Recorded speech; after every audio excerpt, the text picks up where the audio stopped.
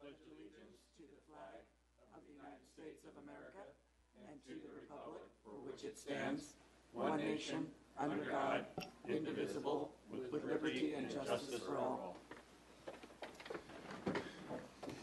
Okay, roll call, please. Note for the record that all council members are present. Okay, and adoption of the agenda. Any deletions, additions, changes? I do have one thing that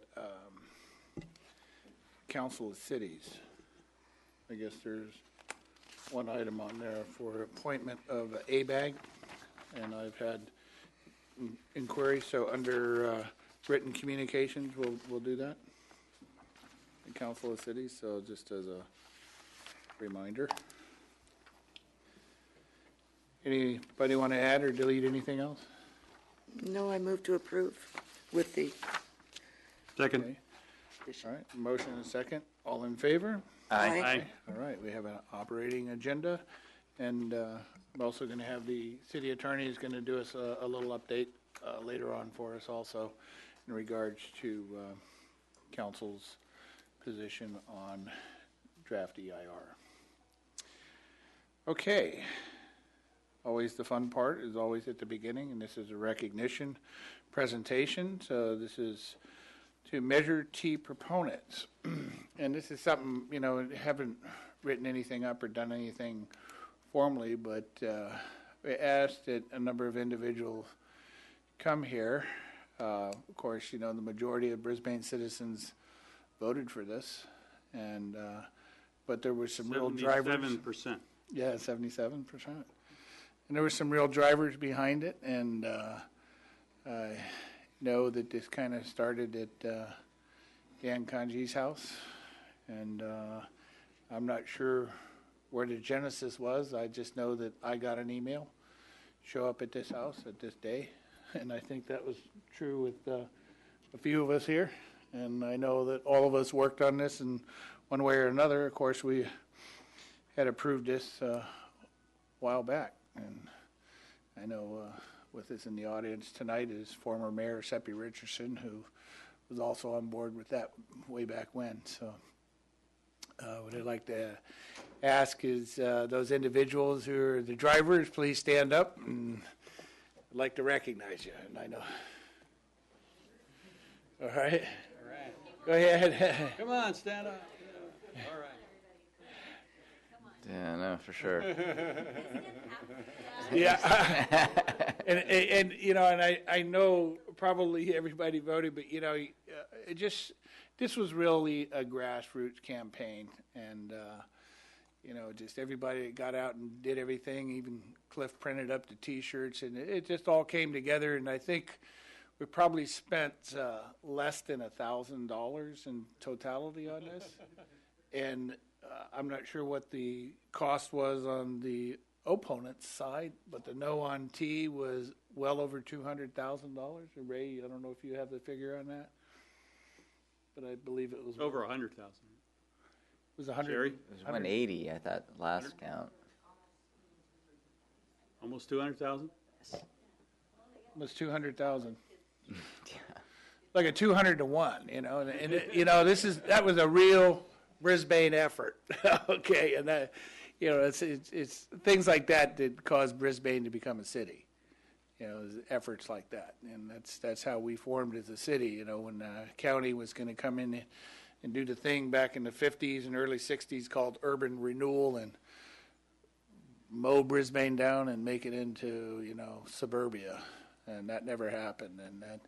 And it's good to see that the grassroots are alive and well in Brisbane. And it doesn't matter, folks that come here, they move here, whether you grow up here or you move here, that ambiance takes over, and that's really it's kind of a spiritual thing, and it's really nice to see that lives on. And so thanks to all of you. Thank you all for doing your effort, and we appreciate it very much. So I want to give you a hand. Yeah, definitely.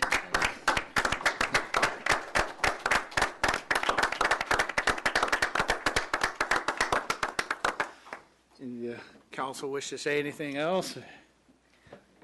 Sure. I just want to say, thank you to each and every one of you. You really all did make a difference. And a special thanks to Peter Grace, who really led everyone through the effort and motivated everyone to get out there. And he actually was at the polls minutes even before they were closing, still calling people saying, get down and vote. So the effort continued all the way through to the moment the polls closed. And also Dan Kanji, who sort of provided his house as the center point, and I know he wasn't available tonight. And Michael Schumann, who made the posters, Cliff, who made the T-shirts, and each and every one of you. I mean, it really shows, it's a testament to our community, and also Chris Hart and Dan Sorrentino, who helped create that wonderful display that you may have seen around the curve. Thank you all so much, and it was really a pleasure to work with all of you. And Chris, I did ignore you, Chris. I put that in the archives, so the tank form. Okay.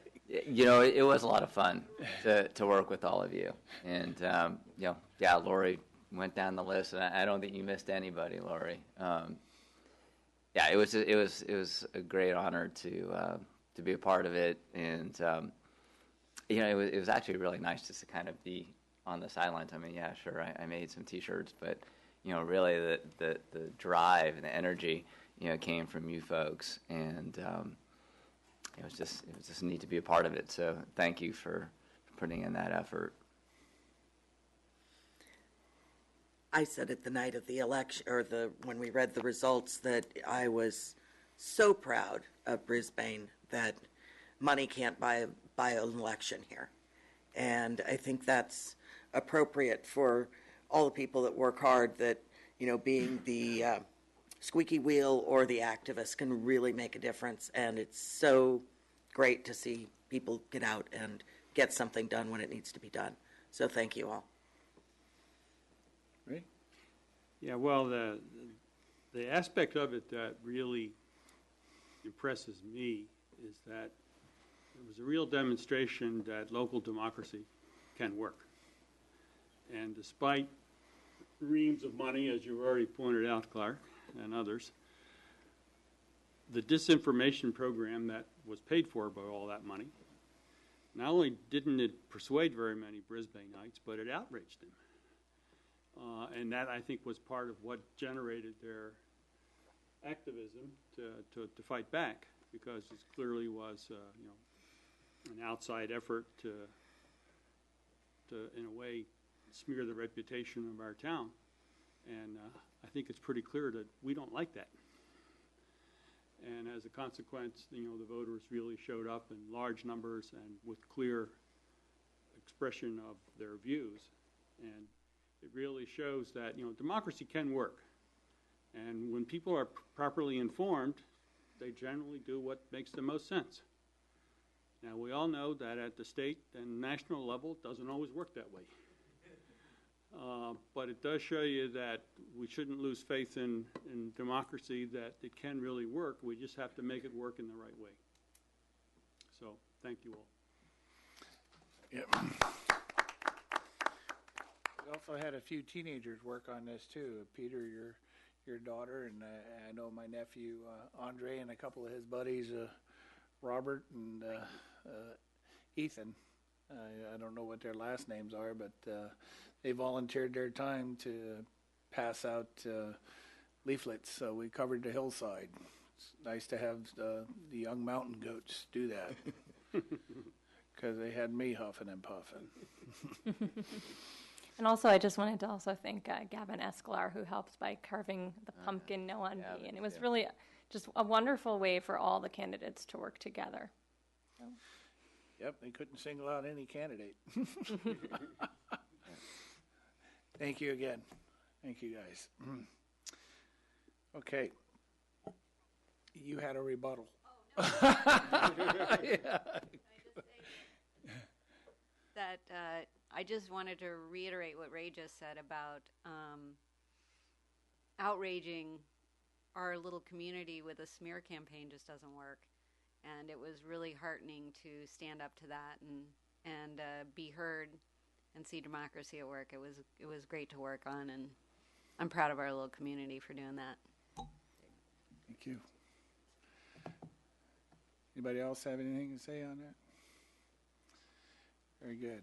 Okay, we'll move on to our next presentation. This one's going to be by Chief Macias, and this is on loose dog and leash law violations. Chief? Yes, good evening, Honorable Mayor and council members. This evening I will be providing an overview on how we handle leash law violations, loose dogs, and the reporting procedures for dog bites in our community. This came at the request of Councilmember Liu after an incident occurred in our community where 2 dogs on leash were attacked by a loose dog, causing severe injury to one of the dogs, and also the owner had received a bite from her own dog as she was trying to intervene. There were some questions that were raised in regards to the leash laws and how we address or how we handle dog-related bite or dog bite-related incidences, and how Peninsula Humane Society also plays a role in this. So Councilmember Liu thought it would be a good opportunity to provide an overview. So I'll be providing that this evening. I'll begin with the leash law. The police department enforces leash law violations under our own Brisbane Municipal Code, which is 6.04.070, which in short states that all dogs are required to be on leash at all times, and the leash must be continuously held by a competent person capable of controlling the dog whenever the dog is not in a fully enclosed area, including all public or private property. How we enforce this generally would be if we observe a violation or an officer observes a violation, they contact the responsible party and advise them of the leash law, and then also educate them on the hazards of having their dogs off leash. The officer also has an option of issuing them a citation, and that could be done in 2 ways. It could be done as an administrative citation, which is a citation that's in-house, and it starts with a $100 fine, and then that multiplies as the offenses multiply. So if they get cited again, it would be a $200 fine and so forth. Or the officer can issue a criminal citation, which is an infraction similar to a traffic citation, where the court imposes the fines through the court, and that goes on their actual personal record. The other common problem we encounter in our community are loose dogs. We can enforce the loose dogs violation under our own Brisbane Municipal Code section, which is 6.04.060, which is titled Public Protection from Dogs. And that states that every owner of a dog shall at all times prevent such dog from biting or physically harming or harassing any person who is lawfully upon public or private property. The enforcement of this violation would be similar as the leash law. They could be given a warning, they could be issued an administrative citation or a criminal citation. Generally, for the loose dog incidents, 9 times out of 10, they're accidents. Say an example would be little Johnny comes home from school, goes into the house, doesn't close the door all the way, the dog gets out. The owner isn't aware that the dog is out until either the police department contact them if the dog has a tag where we know where the dog resides, or the dog is impounded by Peninsula Humane Society and the owner realizes when they get home from work or that the dog is gone and have to go retrieve it from Peninsula Humane Society. So generally those are accident types of situations, but we have enforced this particular ordinance on several occasions and we have cited for it. Or it could be the situation where the particular incident that occurred where the loose dog got out and attacked, unfortunately, those 2 small dogs. So it could be, those are the 2 types of incidences. So now we'll move on to dog bite incidents. All dog bite incidents that are reported to the police department are investigated and then forwarded to the Peninsula Humane Society for follow-up. And they send out a animal control officer to do the investigation. Now, they address the dog bite incidents in 2 ways. If a dog bites an actual individual or human being, then they will pretty much respond as quickly as possible, and they will automatically quarantine the dog for up to 10 days. They could choose to quarantine the dog in the owner's own home, or they can take custody of the dog and quarantine the dog at Peninsula Humane Society. Even if the dog has all of its shots, they will still quarantine the dog. Now, if it's a dog bite versus dog bite, the dog bites another dog, they won't quarantine the dog. They'll still investigate the dog, or investigate the incident. So they'll investigate all incidents. Just their response will change depending on the incident.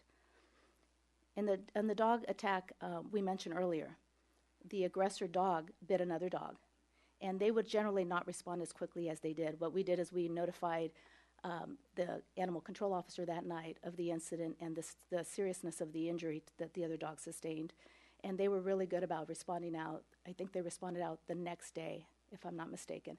And they actually took custody of the dog because the dog did not have a license.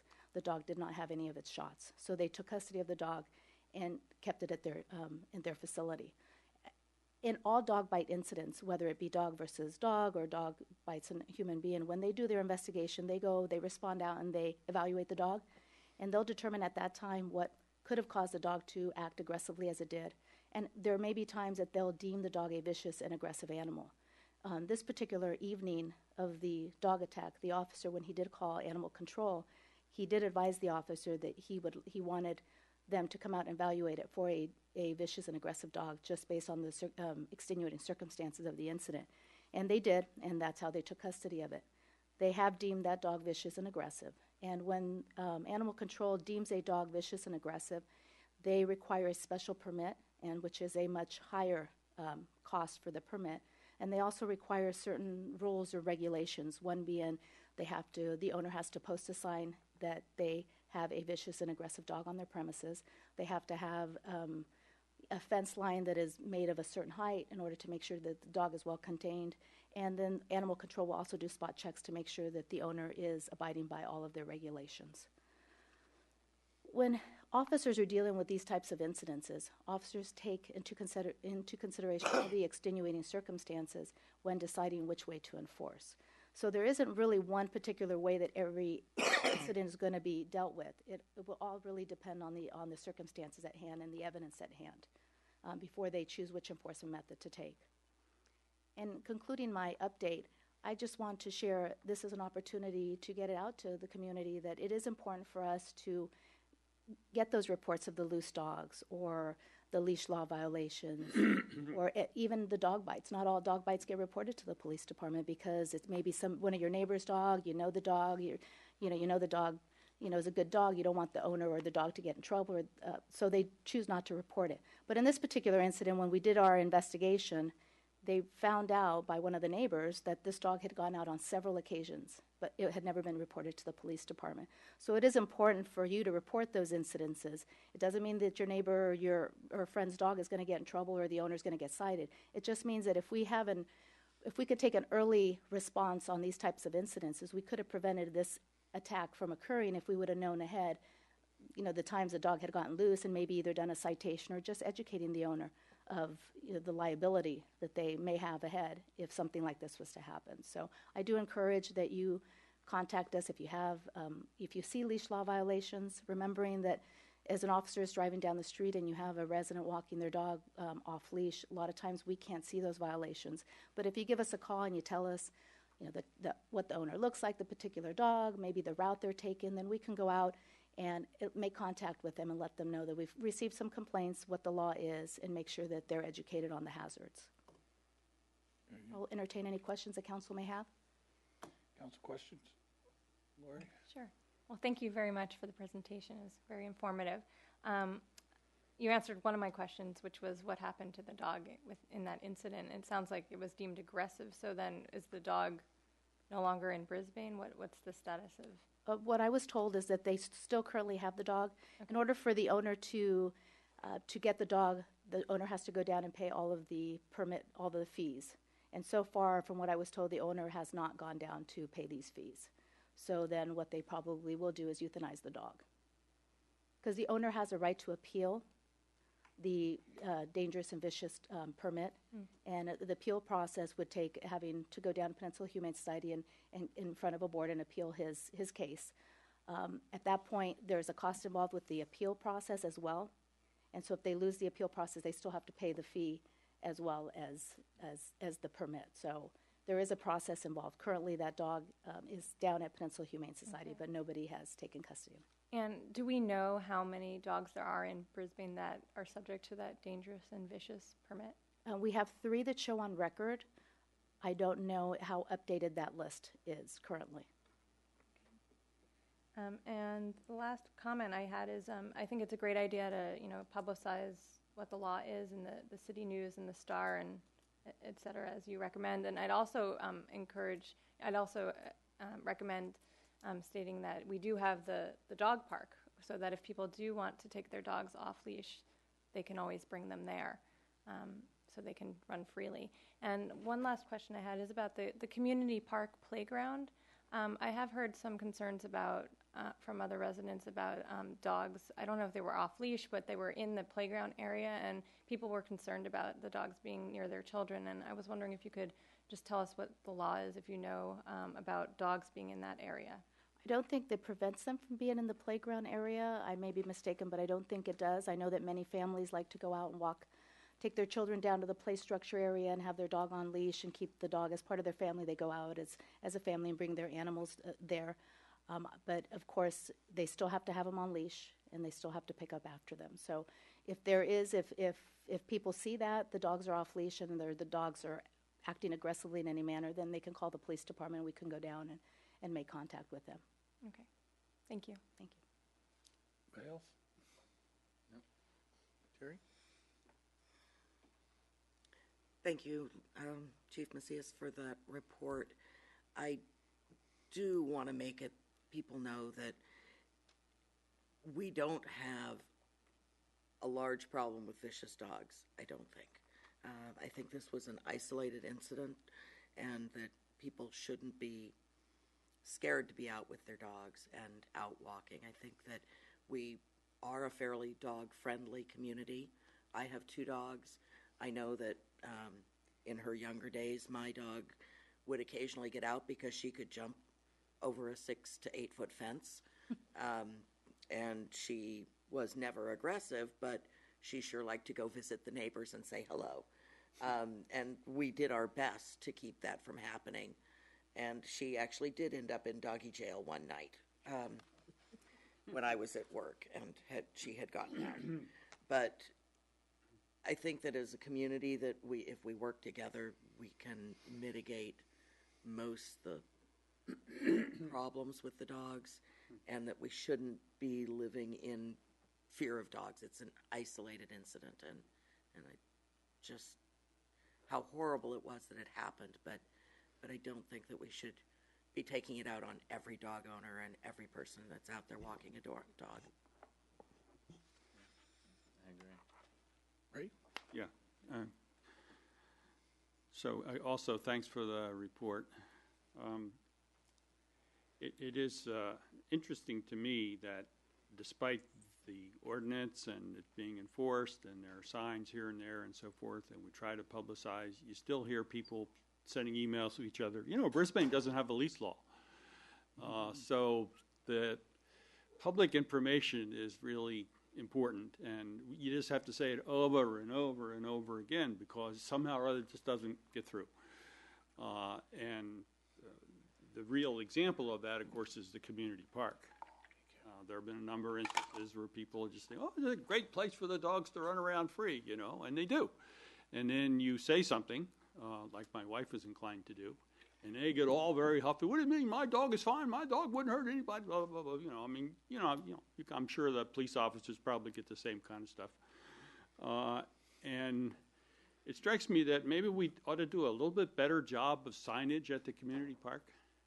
Maybe we need to be more prominent in the signs, and there really is a law against having dogs free, especially in places where there are kids who can get scared. Maybe the kids shouldn't be scared, but they do get scared, and there's no point of subjecting children to that. And maybe we should put a little low fence around the playground and make it a no dog area, just around the playground. Because little kids do get, and wouldn't take much, even if a dog on leash. If the dog is in any way aggressive or decides to jump, or sometimes they're even doing it just to be playful. But a big dog is sometimes a lot bigger than a little kid, and so it's something that we should look into to see whether we can make people of all different variations. On the other hand, we want certainly people to be able to feel free to walk their dogs, and as Terry says, it's friendly for dogs, but it should also be friendly for kids. And so I think maybe we should pay a little more attention to that. And I would hope also, I know that there's some prospect of getting some police aids, and there might be, because the thing that concerns me a little is that, there's sometimes really more important criminal things going on than, a dog off leash. And I can see where the police are not all that keen to, spend a lot of time doing that. But that would be the point of police aides, who would be more into those kind of minor infractions that basic things need to be enforced without having to bring in a professional police officer with all sorts of capacities that are not necessary for that circumstance. So anyway, those are just a couple of observations, and I don't know how you feel about it, but thought I'd just mention. Thank you, Councilmember Miller. I know that we encourage people to call the police whenever they observe a violation, and we should strongly encourage that in our community park. I know sometimes it's just maybe one or two individuals that are the habitual offenders that feel that they can come down here, and until they're actually contacted or even cited, will they get, what the law is. Leash law means leash law at all times. So I do really encourage those in the community park when they're there with their families just to give us a phone call. And sometimes it's just that contact with the police and the authority explaining to them, or even just a citation. If we know these individuals are habitual offenders and they just haven't been caught, then maybe the administrative citation would be a good way to start. So we certainly do encourage our residents and our families that go down to the park to pick up the phone and give us a call and let us know they're there and they're violating the law, and we'll be there to educate them on what the law is. Thank you, Chief. It is a constant educational thing, especially for folks who are generally first-time dog owners, where they just moved to the community and, maybe, they grew up having their dog off leash, their whole life, and then come here and think, what's a leash? So it's a little bit different thinking, and it is educational. I know most communities have leash laws, so thanks for the update. Thank you. Okay. Moving along, comes to oral communications number 1. I know former Mayor Seppi Richardson wanted to give us an update on Bosca from our conversation at our last meeting. So Seppi.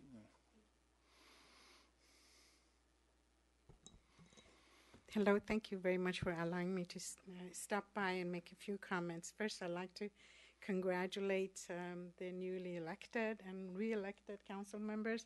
I'm very proud of you, and it's great to see staff. One regret that I have, I don't get to know you as well. But everybody, I'm very happy and proud of you.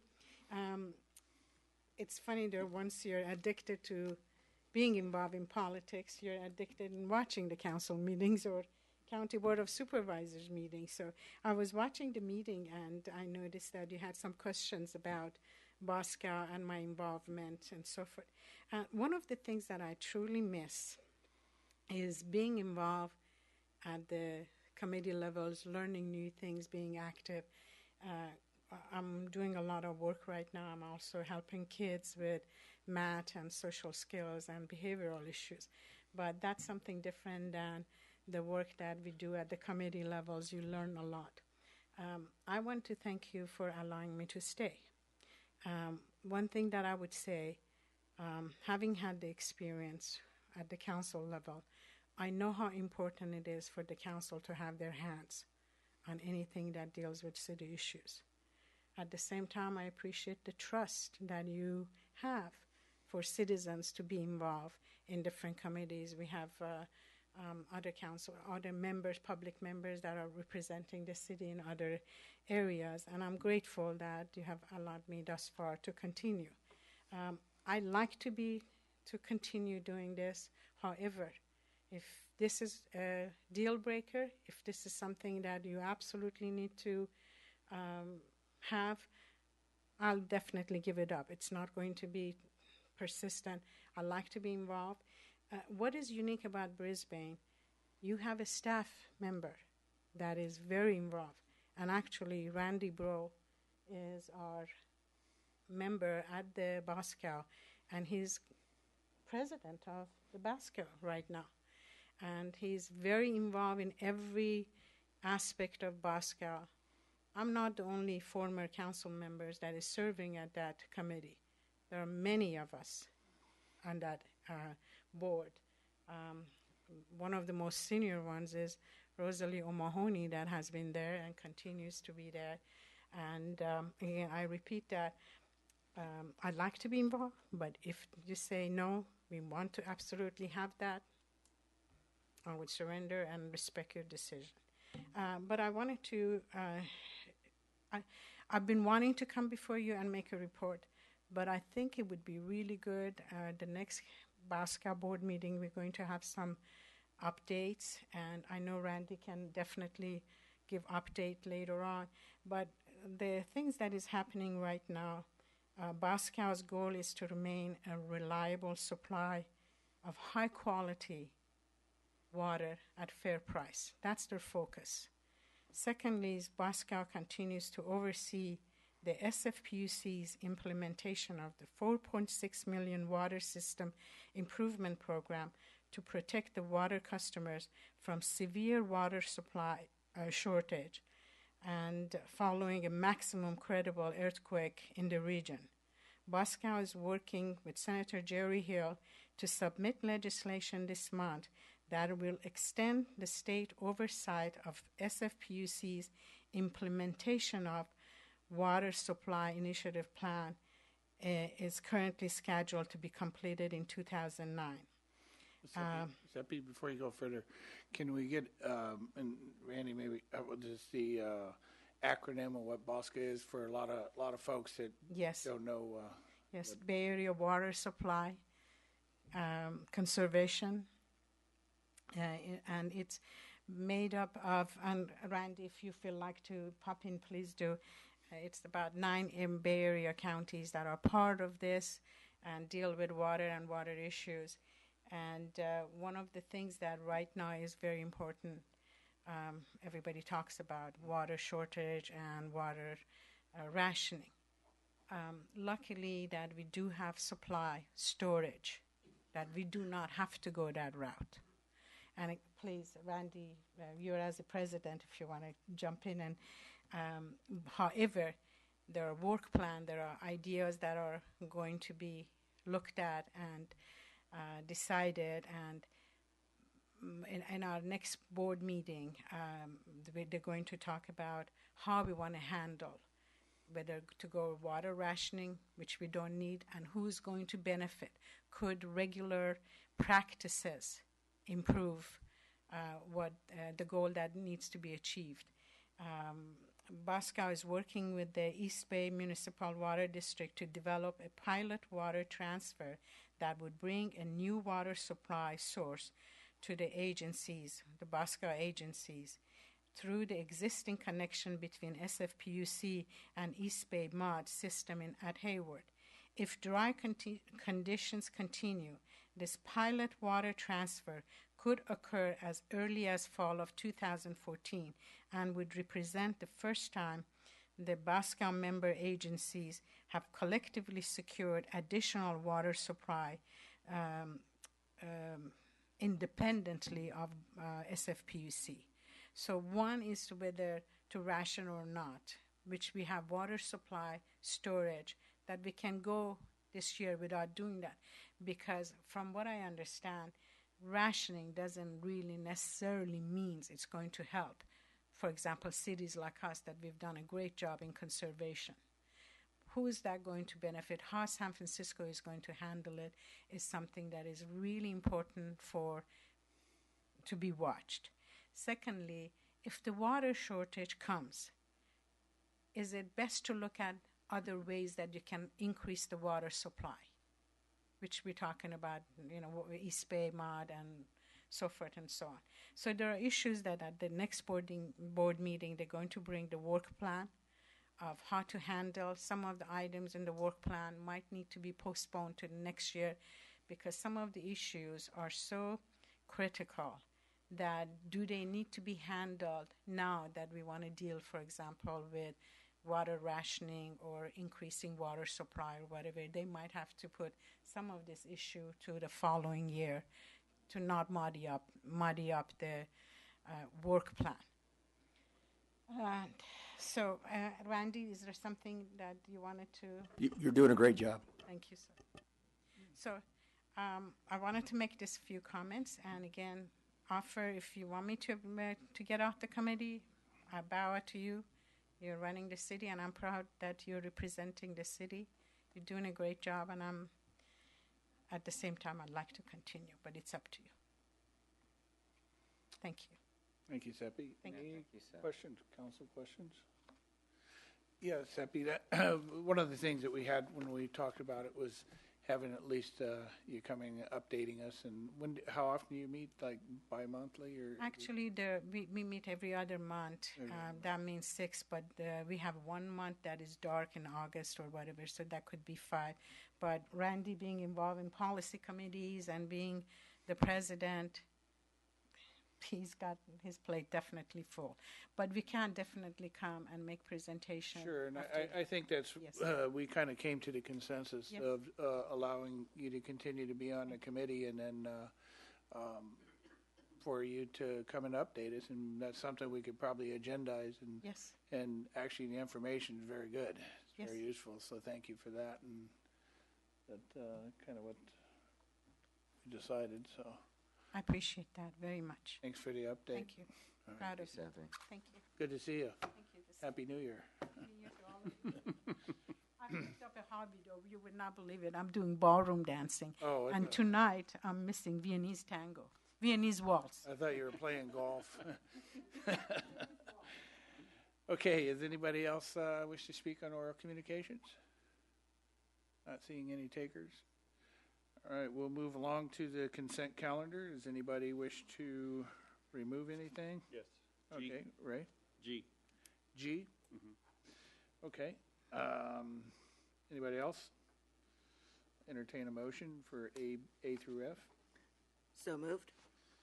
Have a second? Second. Okay, motion and a second for A through F. All in favor? Aye. Aye. Aye. Opposed? Okay, and that was approval of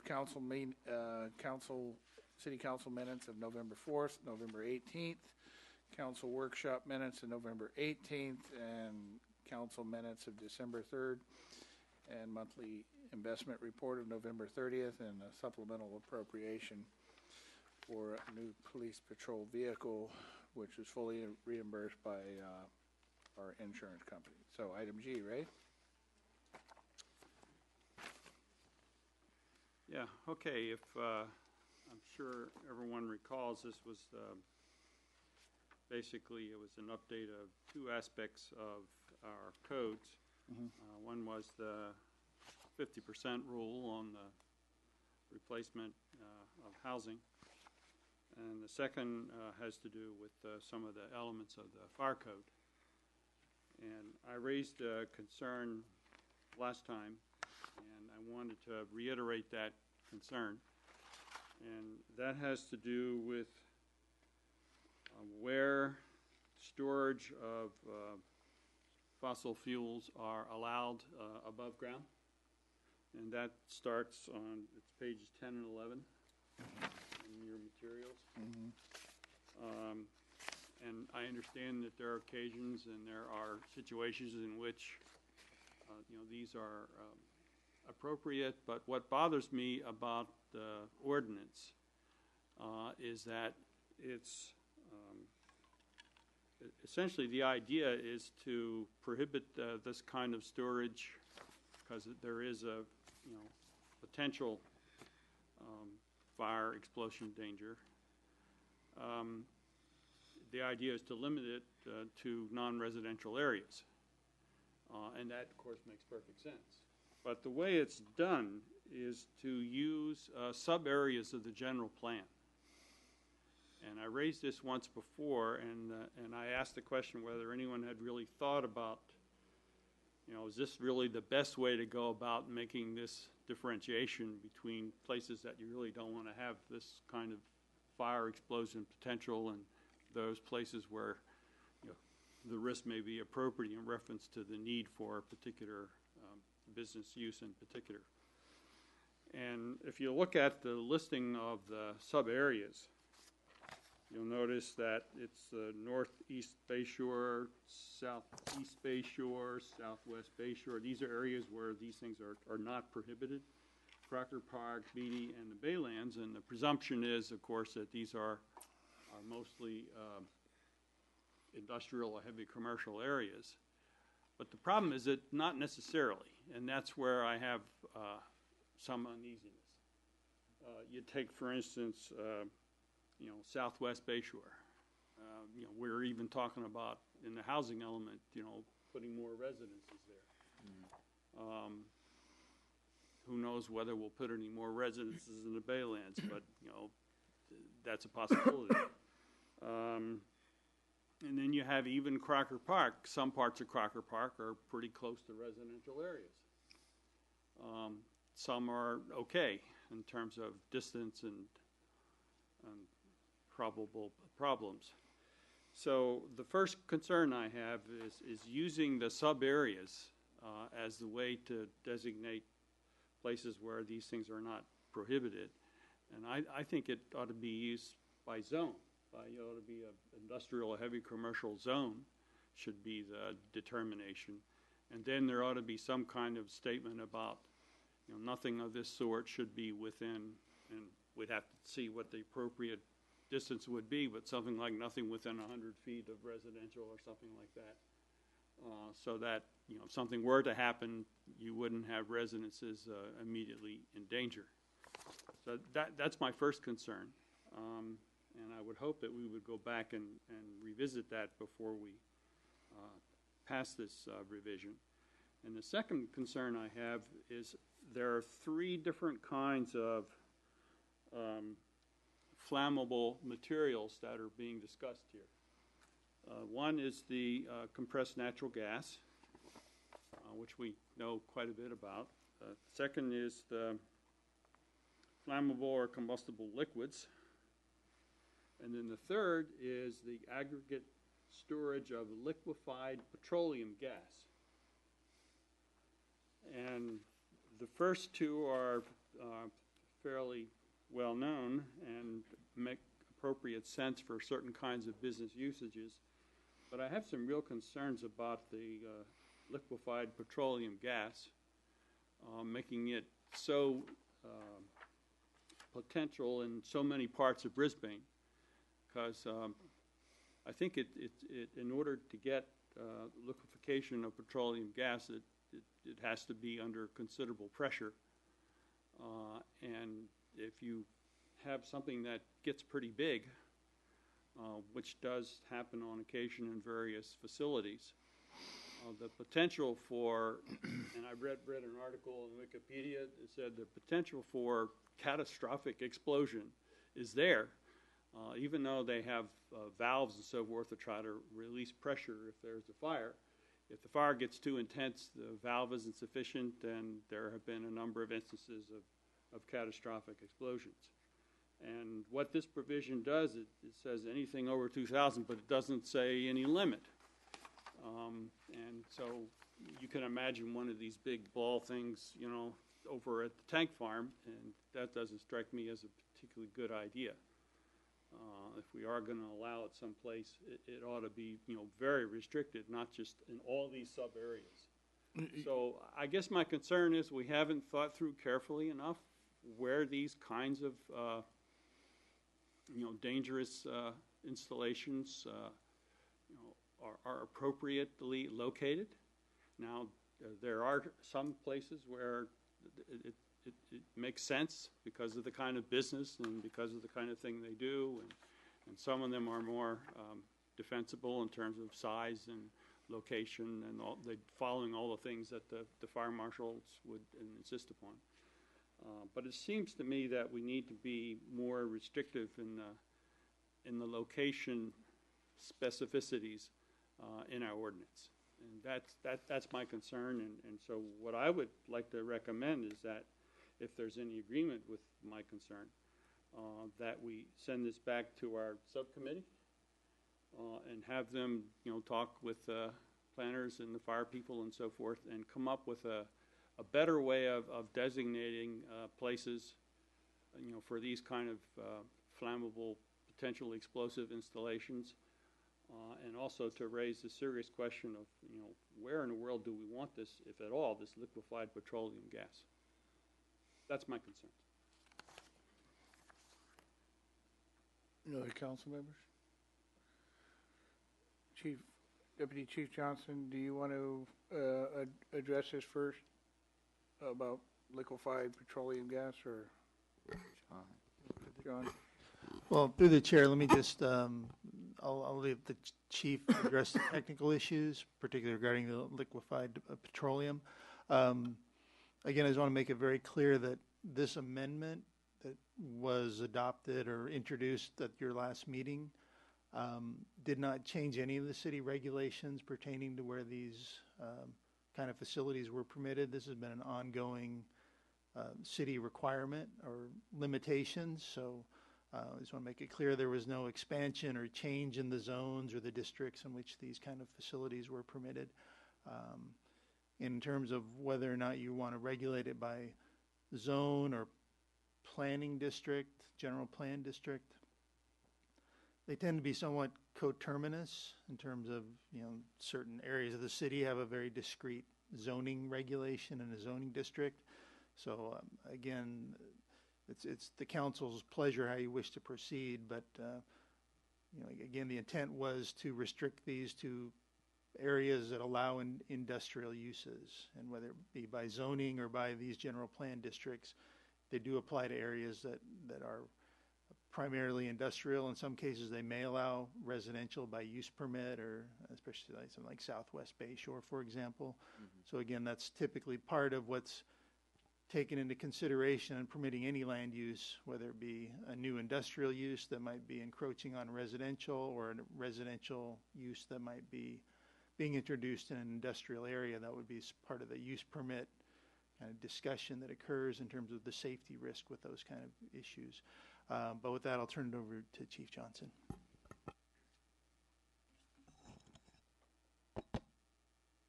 Good evening, Council. Yeah, there is concern. LPG, or liquefied petroleum gas, is a hazard. The existing tanks that are of that size are basically in two locations on Bayshore and also at the tank farm. They've been there for a long time, probably before the housing was there. And so it's existing conditions that have been there for a long time that housing is actually encroached upon their locations. The two concerns I have are to send this back, we would then be in a situation where the code would be automatically, and I'm sure the city attorney has the time frame for that, but we'd automatically be under the state code. We can always go back and take a look at this and have study, and it's quite a detailed subject to determine what is what is safe and what is council's direction and desires. So we understand that it is a hazard. We are fairly confident we can address those hazards in an appropriate way. But again, all the ones we have are in what is currently an industrial or light industrial locations. City Attorney, you wish to weigh in on it? The fire chief was referencing that under the state law provisions for the new fire codes and building codes, the state has issued them effective January the 1st, 2014, and there's a period of 180 days that a city has to adopt special circumstances or to modify the standard code. If action is not taken and the ordinance doesn't become effective within that 180-day period, then the state law becomes the binding and effective code. So there is some time that's left. It appears that since the ordinance takes at least 30 days to become effective, that action would have to be taken no later than about middle of May to make sure that you met the 180-day deadline. Another option, as the chief was suggesting, would be to adopt the ordinance as it exists tonight, with the understanding that further amendments could be brought back in the future with the areas of concern that Councilmember Miller addressed. Okay.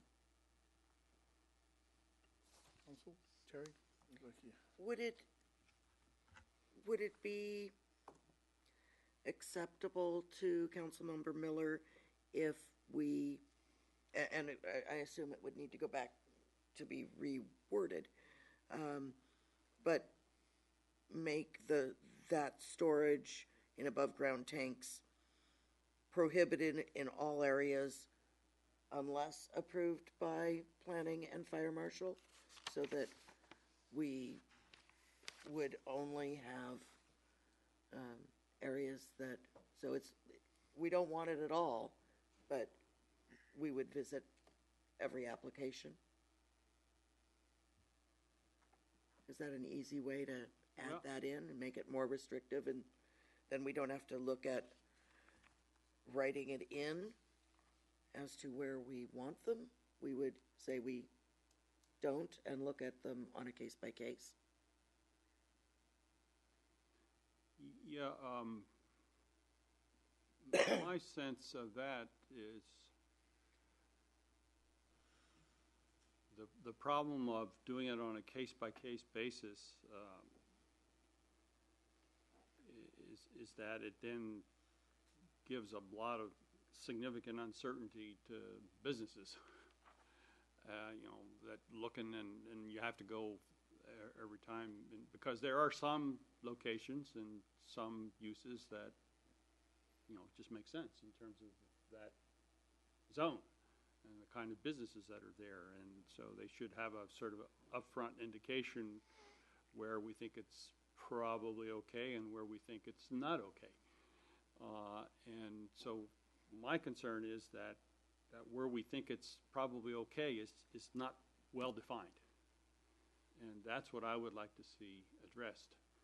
Now, from my point of view, in terms of what I would do personally, if this comes to a vote, and I assume it will, then I will vote no, just because it's my conscience. Because I just think that this is, the description of where it's okay is just too wide, and I also don't like the liquefied petroleum gas. So I'll vote no, but what I would, if you want to go ahead, then I would really hope that the council would direct the staff to, in an expedited way, to look at this issue, presuming the rest of you share my concern, so that we get a more precise identification of where it's probably okay to have this kind of potentially hazardous storage, and do it in a expedited way. And if people would agree to that, then that would satisfy me. I won't jump off the bridge or anything, but I still will vote no, just because of my own feeling that I don't feel I can responsibly vote yes, because I did raise this issue when it was introduced. And, the response I got was, well, we've always done it that way. And for me, that's not an adequate answer. Maybe we've always done it in a way which isn't as good as we could do it. And so maybe we should revisit it and make it a little more precise and think a little bit more about the implications. I think what really stirred me, you remember this, maybe, I don't know, some months ago, there was this awful explosion in that town in Texas. Do you remember that? Mm-hmm. And there's this, hazardous facility, and, just across the street were apartment buildings.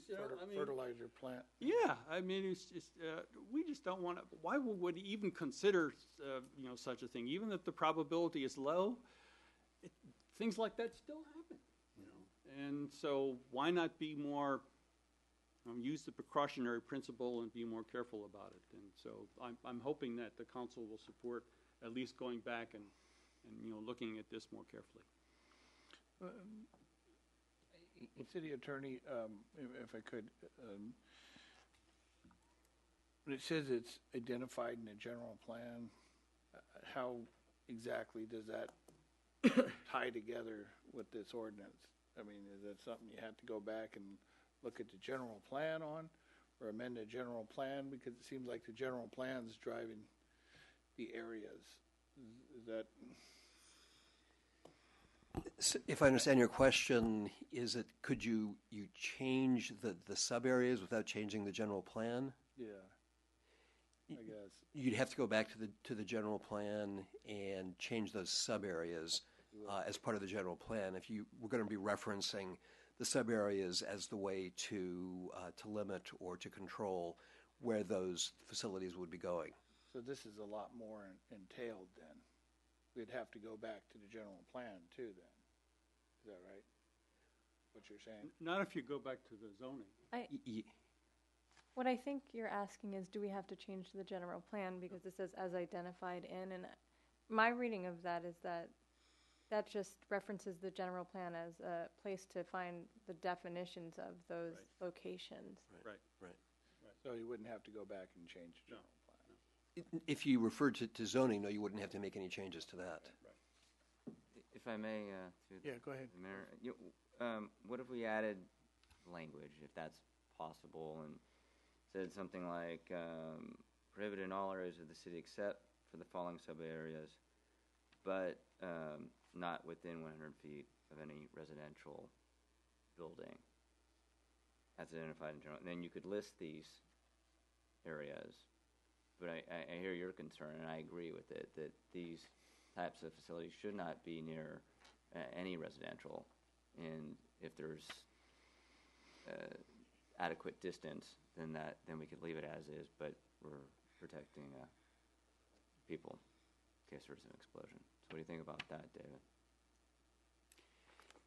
It's certainly an option. I mean, again, I defer to the fire chief in terms of whether or not that would appropriately address the safety concerns. One note is that if there's any changes to the language, then it will have to come back for the next meeting for the second reading because of the substantive changes to the language. I don't think any of the council members have a problem with that. I'd rather make sure we get it done right rather than try to come back and change it after the fact. Personally, I think that if we have the time to get the language where we're comfortable with it, I think it's better to do it the first time around than changing it over and over again, as long as we're able to do that. Okay, I'm going to look to staff on this. Sounds like there's some feedback here that you want to bring it back to the subcommittee for some language change. Yeah, there would be the two options. One is having this discussion again with the full council with some different language, or if you want to refer it to I assume it'd be the planning subcommittee to look at this and then come back with a recommendation to the full council. Yeah, and I think it would need to happen expeditiously if we're looking at a time frame. So, is that something you can fit in the next couple weeks here? Or?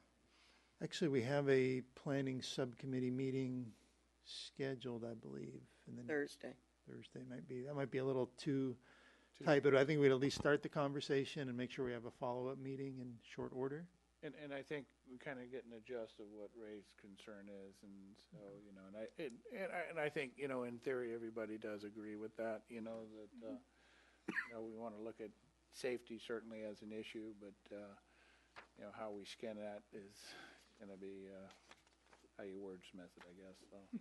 Well, with all the changes that are going on with wanting to have some increased or rearranged housing and the RENA numbers and everything that's going on, I think that what was considered industrial areas aren't necessarily industrial areas anymore, right. Or maybe in flux. Right. And so I think that it is important to look at it that way and see if we can come with a more rounded description that will fit and protect more areas. And at the same time, too, I mean, we don't want to send the anti-business thing out there either to the existing business that's out on Bayshore that, hey, by the way, I mean, certainly it's been there for a long time, but, there is concern, about building around that, so. Sure, and I did have one question then. So if we were to amend it to have language saying, like, as Cliff suggested, maybe, none of these uses within a certain number of feet from housing, then what would happen with the existing business on Bayshore? Would we be able to require them to stop their business? how would that work with the existing business? Probably not. If they're existing under the current ordinance, then they'd be considered to be grandfathered in. So if they discontinued the use for a period of time, or if there was something where it went away, then they couldn't reestablish it there. But if they continued the use and it was already there, then they would be considered to be grandfathered in, most likely. Okay. Yeah, So- I do have one question, Mr. Mayor. Go ahead. John, so as part of this document here, it talks about adopting the Green Building Standards Code, and that would necessitate us to update our green building ordinance. So when we first adopted the green building ordinance, we were considered to be at the forefront of the green building ordinance. Now, are we kind of at the back of the line now as far as... I think the way you want to look at it is that we were above the floor, and the floor has raised statewide. Really, is what's happened is that the floor of what the minimum requirements of the state of California have really crept up to these LEED and Build It Green standards. So again, that's the update process that the council-appointed subcommittee of looking at our green building ordinance, looking at the changes in state law, and looking at how LEED and Build It Green are trying to sort of make that next jump and figure out what standard makes the most sense as part of our updated green building ordinance. So that will be revisited in the spring once those two organizations, LEED and Build It Green, do come up with their next iterations of their own standards, and we can look at the standards we have, what the state Cal Green is, and what their new proposed standards would be, and sort of land upon what we think the best recommendation for the city would be.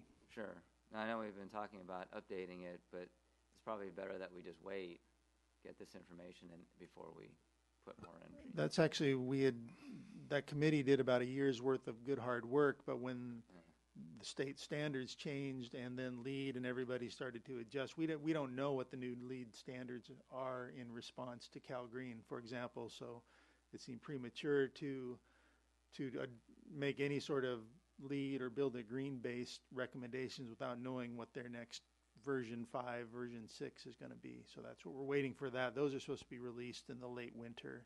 Give us some time to go over them and analyze them and come back to the subcommittee.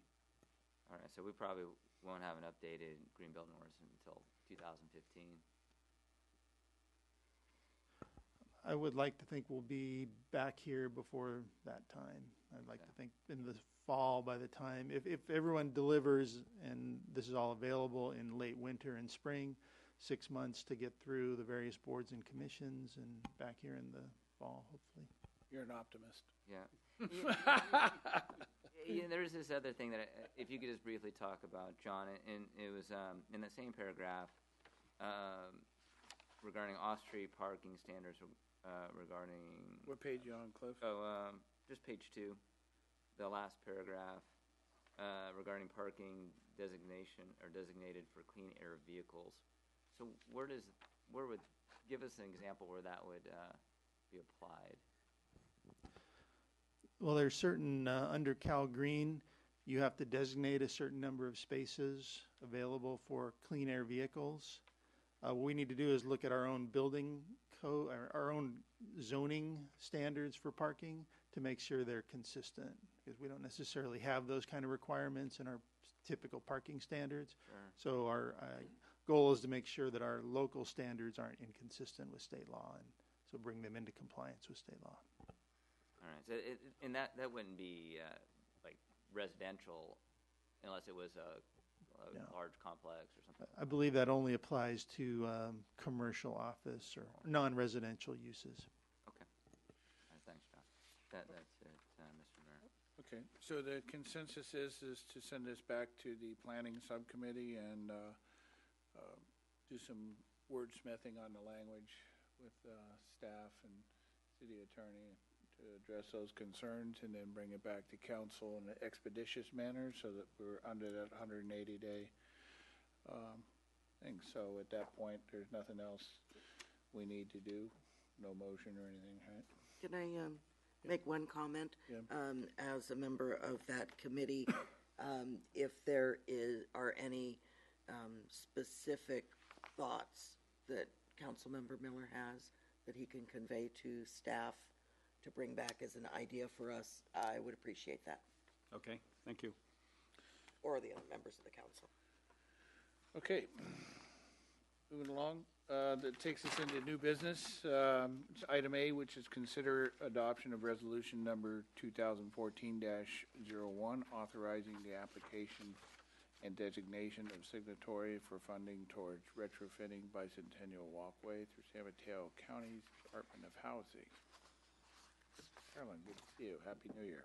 Happy New Year, Welcome back. council members and mayor. Thank you. It's great to be back.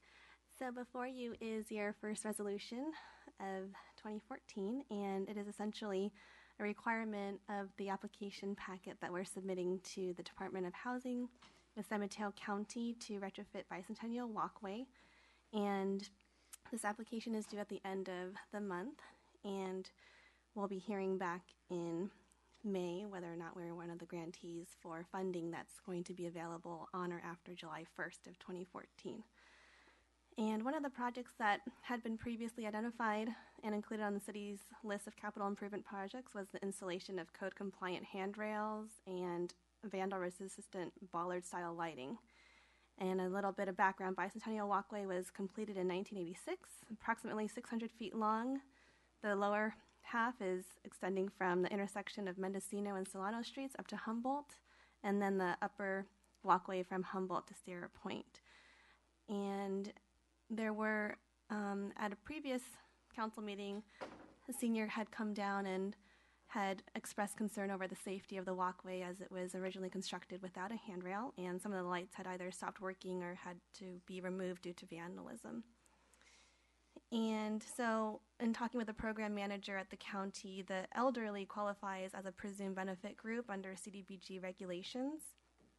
And so she, as I talked to her about the possibility of submitting an application for retrofitting Bicentennial Walkway, was very optimistic about our project. And we're requesting a minimum, well, the minimum contract amount for contracts with Department of Housing is $25,000, which is what we are requesting, and they want to see their funds leveraged. So the city will be contributing $25,000 from its operating budget to complete the project for a total project cost of $50,000. And we did do estimates, construction estimates with the engineering staff, and we are hopeful to come under that $50,000 amount. And with that, I will take any questions that you may have regarding the resolution or the project application. Just for clarification, it was Mendocino, Solano to Sierra Point, and Sierra Point to Humboldt. I'm sorry. I think probably Ray, you're hooked up on that. I think you were on the council when that was originally approved, weren't you? Well, originally, actually, my wife was on the council. Oh, back Because it was then. Bicentennial. Right, 76. Oh, 76, yeah, that's right. But the full completion, and particularly the lighting part, wasn't until the 80s. Right.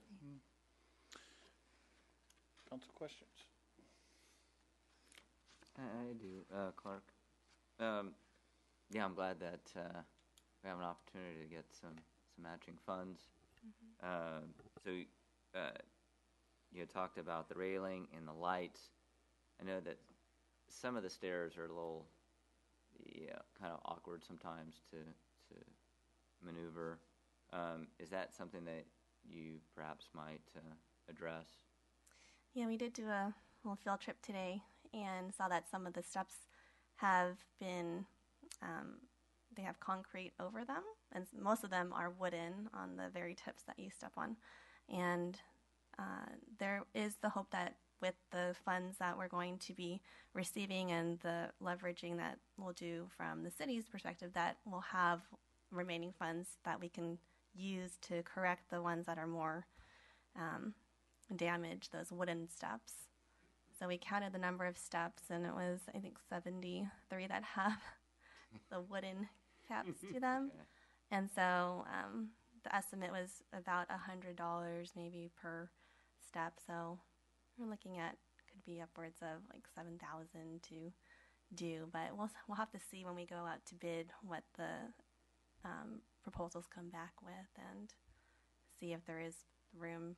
But the engineering staff did want me to pass along that if you do have that concern about the steps themselves, that maybe to submit a service request so that they can have just documented that this was expressed as a concern.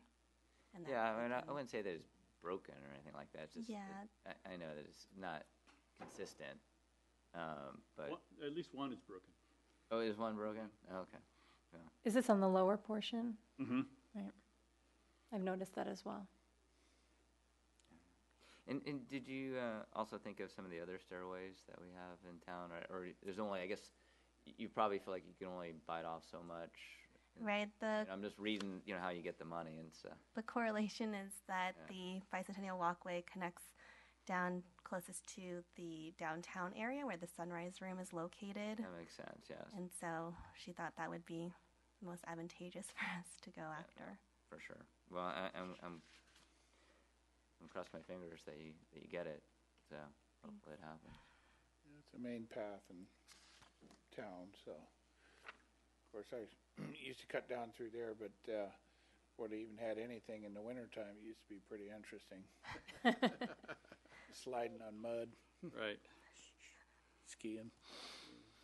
Any other council questions or comments? Lori? Sure. So I'm also glad to see that that's being, contemplated for some retrofitting. I used to take those stairs all the time, going down from Sierra Point to get to the library, to get to Midtown. So I think it will be beneficial not only in getting to the Sunrise Room, but to getting to those essential services in the center of town. And I'd hope also that the city continues to maintain the steps to make sure that they're free of debris. I know in the winter sometimes it can get slippery with leaves, especially on the lower portion. At least that's the one that I often would take. And hopefully the lighting will help with that. And if you're able to use those additional funds to even out the wooden portions of the stairway, that would be really great. I did have a question about, I was thinking about what other stairways we have in town, and as I was canvassing, I walked through up and down many of them during the campaign, and I remember there's one on Sierra Point that goes down to the corner of Alvarado and Mono, and I tried to find it on a map, and it didn't even show up, and I'm curious as to who owns that stairway and what other ones there are in town. I don't know if any staff are able to answer that question, or perhaps could look into it. Yeah, that is a city walkway. The Parks and Recreation Commission had a subcommittee. Kevin, you may remember, and they actually, Chris was on it, and Renee, I think. And they walked all of the walkways and checked out their condition and made a report, as I recall. And I think they were also pushing for these kind of improvements, not only this one, but the other walkways as well. And this is probably the most improved of the walkways. And the one you're talking about on Sierra Point Canyon is, pretty interesting. It's a precipitous fall and there's no railings there. And so You better fall one way. yeah, you better fall one way. Otherwise, Yeah. you might be lost for a while. Yeah, and there are several other walkways in town, and we have easements for some that, I know there's one that's supposed to be from Alvarado, Santa Clara, Tulare, and we have an easement except right at the bottom where a house is built. And so that's kind of a problem. And then there's other walkways that have never been fully completed. There actually is an easement there still. Oh, the easement's there, yeah. No, I mean, a house isn't built on it. Oh, yeah. Part of the easement is occupied by a house. We've been checking that out recently, right? Because of No. other, yeah. That's it. Randy, you want to comment on that? Yeah. We've been looking into that, I think, because that was one of the walkways that wasn't included in the street program of the 70s because of that problem. So I think that we have a couple of easement areas throughout town where we see that there have been some private improvements built in them, and we've never really gotten fully into the conversation of whether those easements would actually interfere if the city ever chose to exercise its right to put an access easement in there. In a couple of the cases, what it typically is with our very narrow lot lines, people have used those easements adjoining the property to build the steps going up to their house and oftentimes a landing area. I can't speak for all of them because I haven't tried to engineer each and every one. Because one of the challenges we always have is I know that the council was telling Caroline, to be certain we use the money. We've never had trouble expending grant money that we receive, but we have always had trouble resourcing all the money we need for all the things we'd like to do in town. There are a lot of improvements that need to be done, and so that's the case, I think, in the conversation that Mr. Miller's having right now is, yeah, we have some easements, and yes, there are some improvements. Some of them were placed with our knowledge. Some of them were probably placed before we were even incorporated. Could you build around them? I think on the ones that I've looked at, it looks like you could put in a public access easement there and not prevent the adjoining homeowner from still accessing his residence that way. So it'd just be a matter of how we wanted to design it. We're talking two different areas, I think. That might be. Two different conversations, because I actually searched that one out on the title, and it's not a city. Well, no, you're talking about the, Yeah. I know the one you're talking about. Yeah. No, it's different one. When talking with Randy, we discovered that, right. Okay. So anyway, I think this is a really great idea, and I'd like to move approval of the resolution. Can I make a comment before we do? Go ahead. I'm glad we're going after the funds to make this a better walkway and get some matching funds.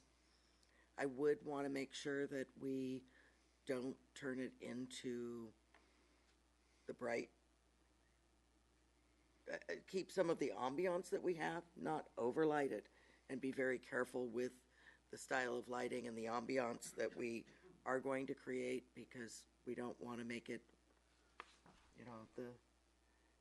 Too bright. too bright. Yes, I want to make sure that we keep our lighting low and in fitting area with this, while making it still safe to traverse.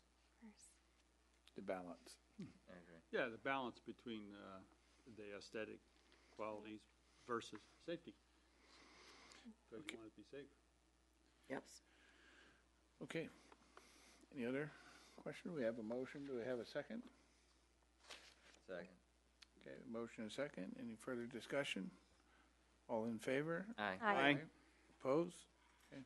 Thank you, Caroline. Thank you. Thank you, Caroline. Thank you.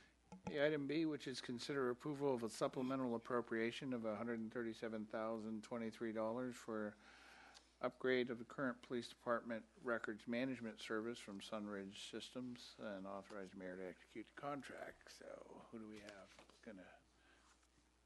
Commander Meisner, sorry.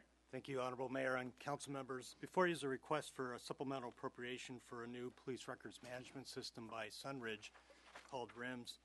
A little background, in 2003, we began contracting with San Mateo Police Department for dispatch services, and one of the advantages of teaming with them was to take advantage of their computer-aided dispatch and records management system. And the goal in that, as has been countywide actually, is to be able to share data within the agencies. And at that time, half the agencies in the county used high-tech, which is a system we currently have. However, as time went on, and several years ago, as technology advanced, and in comparison to what was being offered by other vendors, we realized that high-tech was no longer meeting our needs and was no longer going to be able to do that in the future. And some examples to the challenges we're currently facing is that our report writing system is not a part of our records management system. In fact, our data for that is stored in St. Louis. That's how detached it is from our current system. We also have a third software program just for traffic accident reporting, and that data is in no way integrated with our system. All reports must be printed and then rescanned in order to have a digital archive. And also, our system does not have any automation in our evidence property room, So everything we do in terms of tracking evidence and property is done with pencil and paper. Several years ago, agencies began migrating towards Sunridge. And this system allows us to do everything and more in one system. And as a result, by the end of this year, every agency in the county will be using Sunridge's RIM system. The cost for the system to our agency is $133,000. That includes the first year maintenance, and there's some ancillary costs, including about $3,000 to convert our old data. We want to make sure we bring all our old data from high tech into the new system, and there's a small cost for some additional hardware, which actually we're going to be required to purchase anyways, because it has to do with DOJ standards in the mobile computing. So is there any questions from the council? Council questions? Right, go ahead.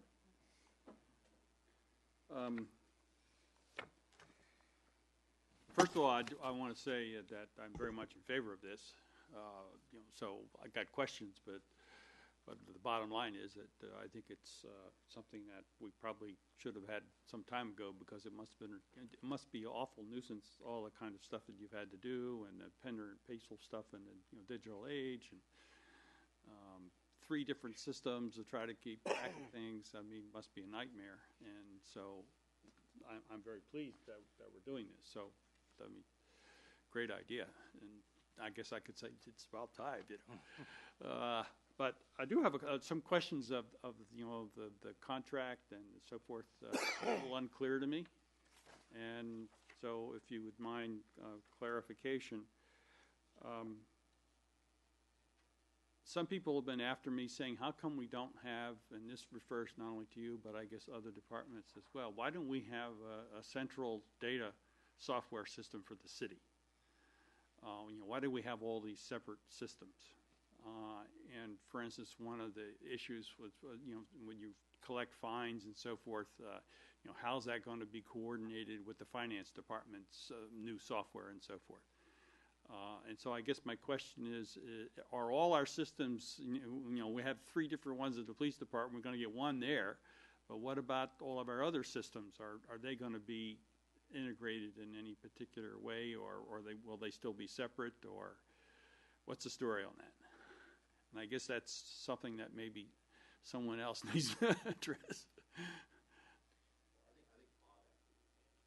You want to answer it first? Well, I would just say that from a police perspective, integration of our systems into the city systems is not necessarily something that we could consider because of the nature of our data. It's confidential and very proprietary in that sense. I understand kind of what you're saying. There may be some overlaps in some areas, but how that would look, I'm not sure. I'm not aware of any other cities that are integrating their systems that way between police and city services, so to speak. Mm-hmm. What about the financial parts of it? Like you collect fines and fees and so forth, and that goes into your budget and our budget. You mean like tickets? Yeah, sure. Like Citations, tickets? Yeah. I think that's a different, you probably want. Will this be in this software, or will it be in another software, or what? That all the funds that are raised through citations and fines and whatnot all get sent to finance department, and so they're all tracked in their system already in terms of what we get and where it goes. We have no direct control over those funds. Right. But how's that? But is there a system interface, or how do you send it to? Yeah, I think what you're asking, Ray, is how's it processed? Because it's processed outside of Brisbane, right? It goes correct. Yeah, we don't take in any fines or process any fines anyway. That's all handled on the county level, or for our parking citations through an outside vendor that's routed again through the county. Mm-hmm.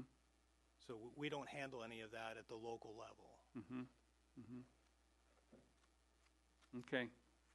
Just trying to understand, how this is all going to work. And so one of the things I noticed in the material is that it seems as if everything's going to be, it looks as if everything's going to be located in San Mateo, the city of San Mateo. That's correct. So we won't have any local access here other than we won't have any software here. It's all going to be in San Mateo, and all the maintenance and everything is going to be there. What do we have locally and what do we have in San Mateo? Or is it all in San Mateo? That wasn't clear to me.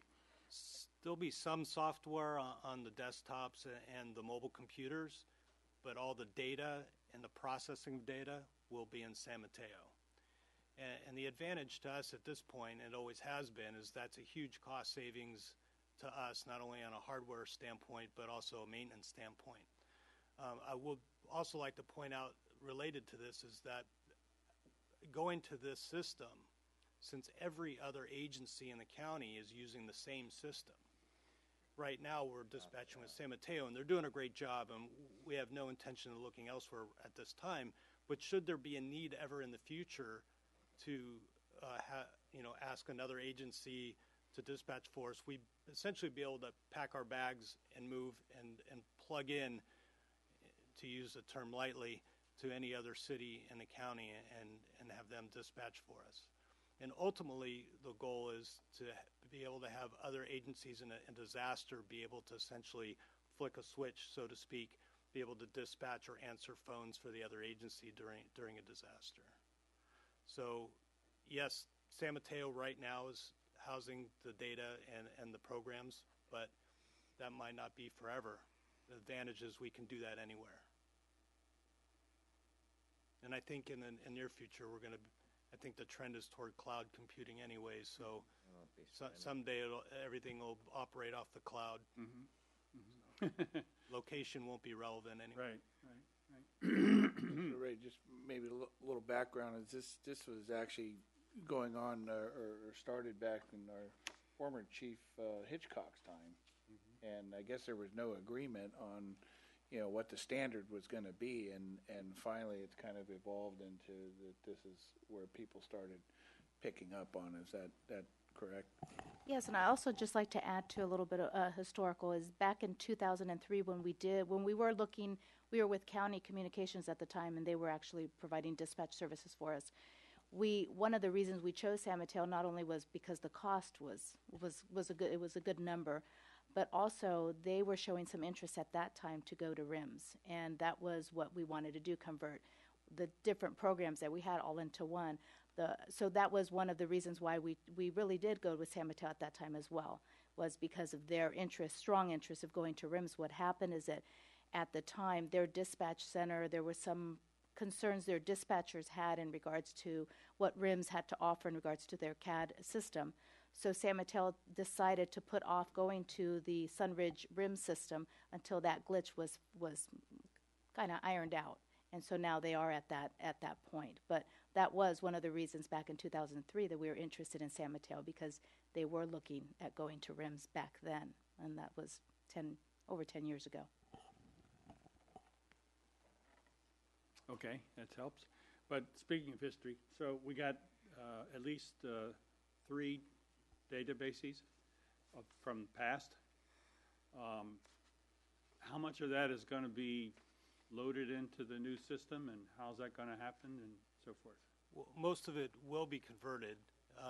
Currently, the data from our police reports, even though it resides in a server somewhere else, our records management person, Jeanette, she manually inputs the pertinent data into our current RMS. So that data is captured and will be converted into the new system. I was looking at page 11 where it talks about data conversion, and it says that it will be converted from no more than one data source. Does that mean you're going to have to consolidate it all, or what does that mean? No, that data currently is all in one place. The pertinent data that we need to capture to move over is already in the database. But so, I guess I know it's confusing, and that's the exact reason why we're looking to get away from our current way of doing things. When I say the report writing system is separate and the data is stored in another server, that's the report in its entirety. What we do is we take out the pertinent data that we need for reporting purposes for universal crime reports and DOJ, and that gets hand inputted into our current system. So all that data is in one place and will be converted over. Okay, got it. All right. Now, that wasn't clear. I appreciate that. Sorry. Yeah, okay. No, that's very helpful.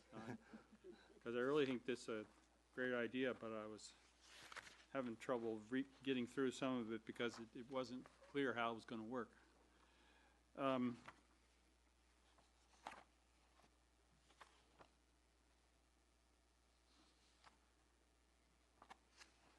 I think I had just one other question about, and I think this probably is a question more directed at the city attorney. As I read this agreement, with Sunridge, it seems to me that that it was written by an attorney for Sunridge because it seems to protect them more than it protects us. At least that's the way I read the language. And so I want to get some assurance. I know that you've read this, of course. But are you comfortable with the language here, and are we adequately protected? Because, like, for instance, I noticed in the whole area on page, I don't know what page it is, it's section 10, indemnity and insurance. They are protecting themselves from all sorts of things that might happen. But it's not clear to me, and it's probably is a question for also for the attorney and for Commander Meisner. Suppose a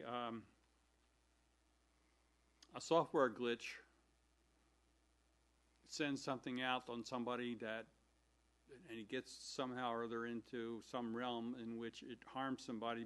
It's incorrect information about an arrest, let's say, and then somebody gets upset about that. And then they sue, but the incorrect information that got out there was due to some kind of software problem.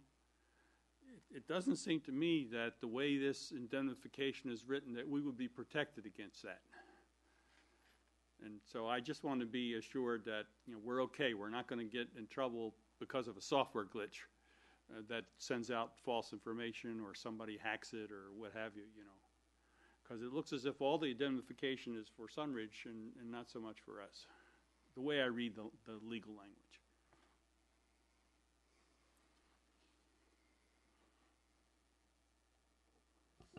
Councilmember Miller, I did take a look at the agreement. It's interesting that with software agreements, unlike a lot of other agreements where there tends to be the possibility of negotiating different language, what we've run across is that with these type of software agreements, because they're uniform and because they are in a position where they have the proprietary software, it's generally a little bit more difficult to get modifications to these types of agreements than to other contracts. There is an indemnification clause for the city in here. I can certainly take a look at it again, and if I have any concerns, then I can talk to Commander Meisner about it.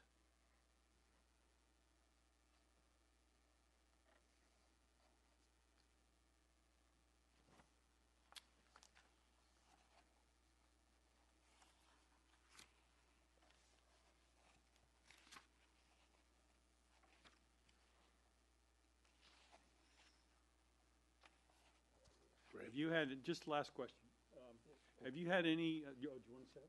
No, is that? No, I was going to ask, have you had any conversations with Sunridge? I'm talking about the city attorney now, about this, the contract itself, and have you been in any conversation with their representative, or? I have not. You have not? No. Okay. So this then, the question to Commander Meisner. So is this contract is what everybody else is signing to? Pretty close. San Mateo, we've worked very closely with San Mateo primarily in order to bring this forward, and this is essentially the same contract that they signed with some obvious differences that pertain directly to us. But and just to answer some of your security concerns, we're under some pretty tight security requirements that DOJ inputs on us. So really the hazards about data getting into the wrong hands are very well protected in so many other areas, and it's really not an issue of Sunridge or RIMS as far as those concerns. And they're simply filtering data that we put in. So their program doesn't have the ability to give out false information or misinformation because it's only going to be outputting what we put into it. So I'm not sure if that's a particular concern that I would have regarding the Sunridge product. Where we get into issues of that is if somebody incorrectly inputs data, and that's an issue that's handled, on a different level. Okay, thank you. Lori? Thank you. So I had a few questions as well. It sounds like a good idea to upgrade in order to be consistent with the other cities and to be able to be more portable in the future if necessary. So the report says that currently we use some third-party vendors and that this upgrade or this change to the RIMS software would eliminate that need. It says that we use third parties to allow crime reports to be written on the computer and also for traffic reports. So I'm wondering if there will be any cost savings and if we've looked into what that amount may be by not having to use those third parties for those services that may offset some of these costs. The cost for the traffic report writing is the CHP's program. There's no cost to us for that. The other program for general crime reporting only costs us $500 a year. So at the end of the day, though, generally what it boils down to as far as reoccurring costs yearly, it's the maintenance cost. The maintenance costs are a little more than high tech, but we will be losing another program called SNARE, which is the program that allows us to share data within other agencies in high tech. So once you remove that, our yearly costs are going to remain about the same once we purchase the product. There's also, the chief pointed out, is that we use a great deal of staff time in processing the reports and doing the data entry, and we'll save a lot in that area as well. Okay. A few more questions. So for the dispatch services in general, is that anytime someone calls 911, what happens with non-emergency calls? Where do those go? Are those also part of this? Yes, 911 and the non-emergency line 467-1212 bring in San Mateo, and they're answered by them. Okay. And the last question I had is, in the contract, I noticed in footnote 1, it mentions the City of San Mateo's server. And I guess this goes back to the question that Councilmember Miller asked about which servers is the software being served on. Is that supposed to be San Mateo, or should that read City of Brisbane server? Because if it's City of San Mateo, it doesn't seem like we should be paying 25% of the contract amount for software that's already been installed on San Mateo's server. So perhaps that's something for the city attorney to look at, whether footnote 1 needs to be changed. I don't know which server. No, it is San Mateo's server. It is. But we are purchasing a separate product. Okay. It just runs on their server. Okay. Got it. Okay. Is it? Cliff, any questions? Yeah, thank you, Mr. Mayor. So you talked a little bit about the ongoing costs once we install this, that there will be some additional costs, and I guess that it should be no more than what we currently pay for the existing software. Is that correct, Bob? It'd be pretty close to break even. Pretty close to break even. All right. And then, going to that Exhibit A, scope of work, page 12, it talks about the city responsibility. So is this kind of a boilerplate type of city responsibilities, or just reading it makes it sound like we might have some additional things that we would have to do. I'm sorry, Council, what page was that again? Page 12. So it says city responsibilities, and the first one is assign a project manager to a single point of contact, and then one of the second to last bullet point says assume all costs for potential city staff overtime. It's in Exhibit A. Right. Yeah, that was,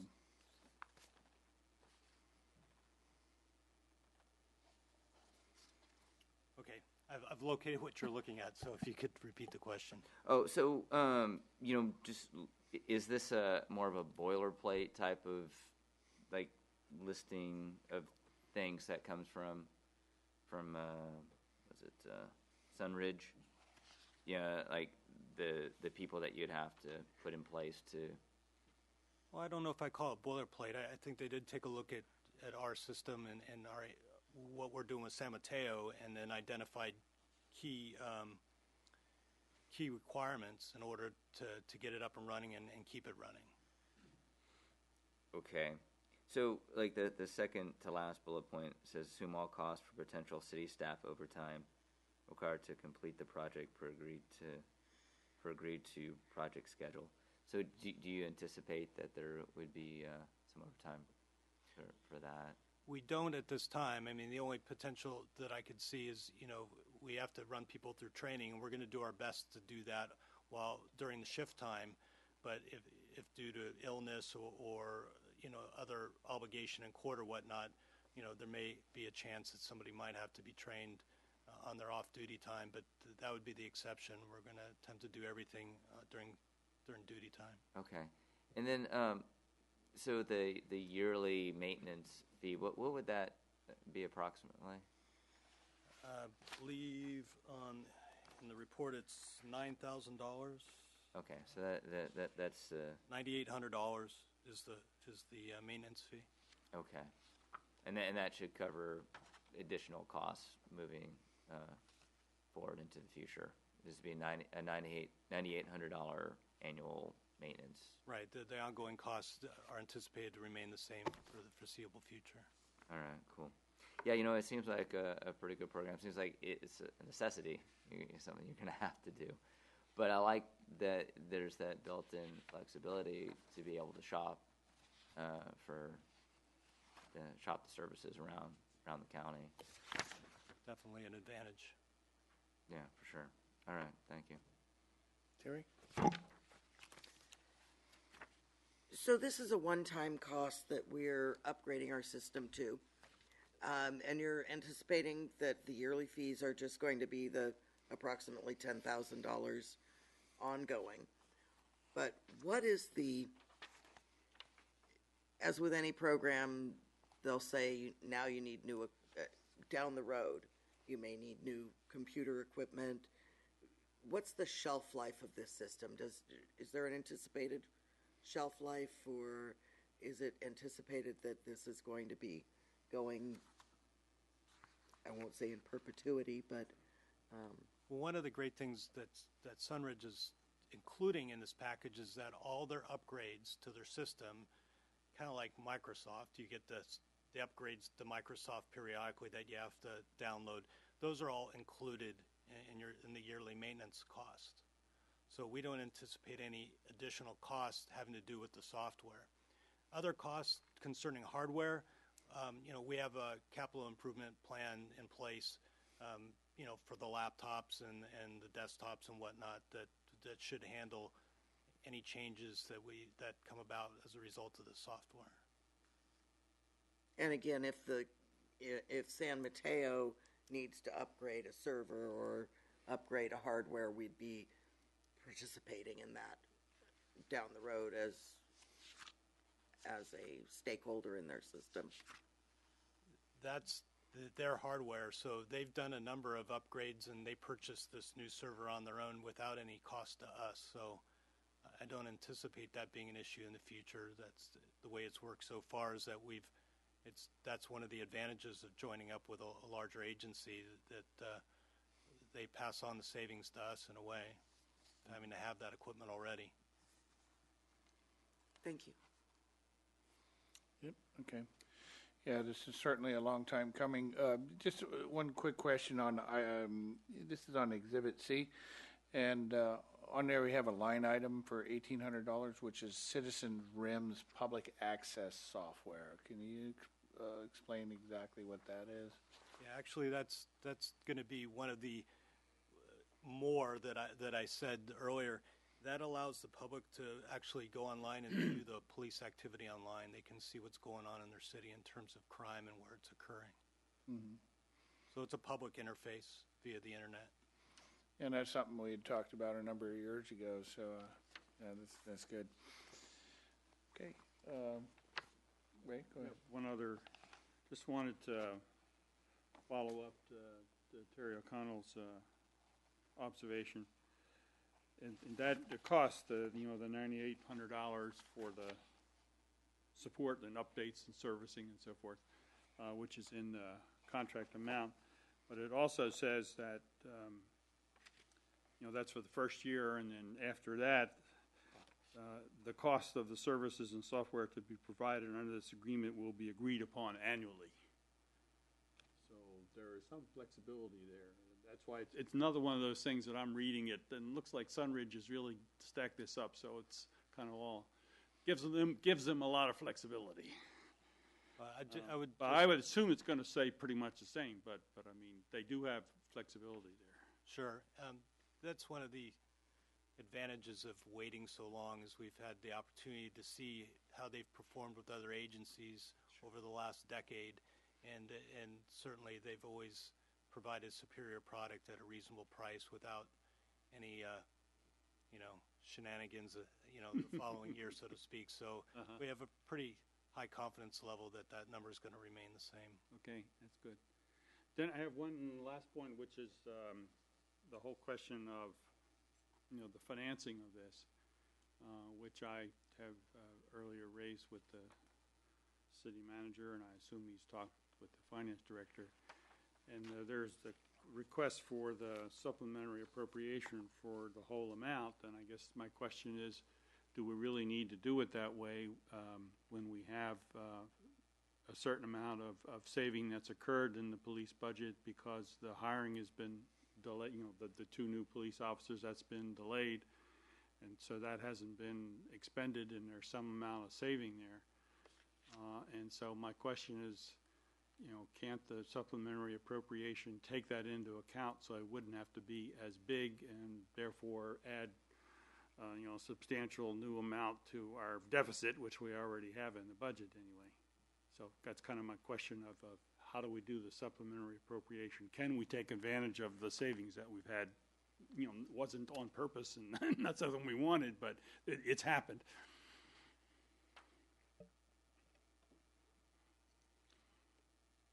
I guess that's the decision for the city council. If you do the supplemental appropriation for the $137,000, it's specifically for this purpose. The salaries are specifically for that purpose. We would anticipate that the money will fall into ending fund balance one way or the other. Right. So, I think, we will be coming back. I'm thinking sometime in February or early March with a mid-year update. What we could do is you could approve this 137 at this point, and then we can look at what it looks like at the mid-year and make whatever changes overall in the budget, because there may be savings in other places as well. As I have said in my monthly reports, there's a number of revenue sources that are coming in higher than anticipated. So at this point, I would recommend you do the 137. We put that in, and then at mid-year we take a clean look at the budget as to where we are in the mid-year, and make any adjustments at that point to take advantage of any savings or any additional revenue. So could we, sort of craft the motion in that fashion? Is that appropriate, or can we do that? Sure. I mean, I think if you say that, we're going to do a supplemental appropriation of $137,000, whatever, and then staff will look at the mid-year budget to see if there's to report back to the city council on possibilities of how this 137,000 could be added back into fund balance. Is that your motion? That's my motion. Good luck, Okay, Sherry. Is that motion fine with city attorney? Okay, do we have a second? Yeah, okay. I mean, if that makes you happy, Ray, I will second it. Okay, we're about to have 2 seconds, but we'll give it to Cliff on this one. That's someone else wants it, they can have it. Okay. All right, we have a motion and a second. Any further discussion? All in favor? Oh, do we need to have public comment? Not unless somebody wants to comment on it. Does anybody want to comment? It's not a public hearing, but it's just new business. Anybody wish to comment on it? Okay. A motion and a second. Any further council discussion? Okay, all in favor? Aye. Aye. Opposed? All right.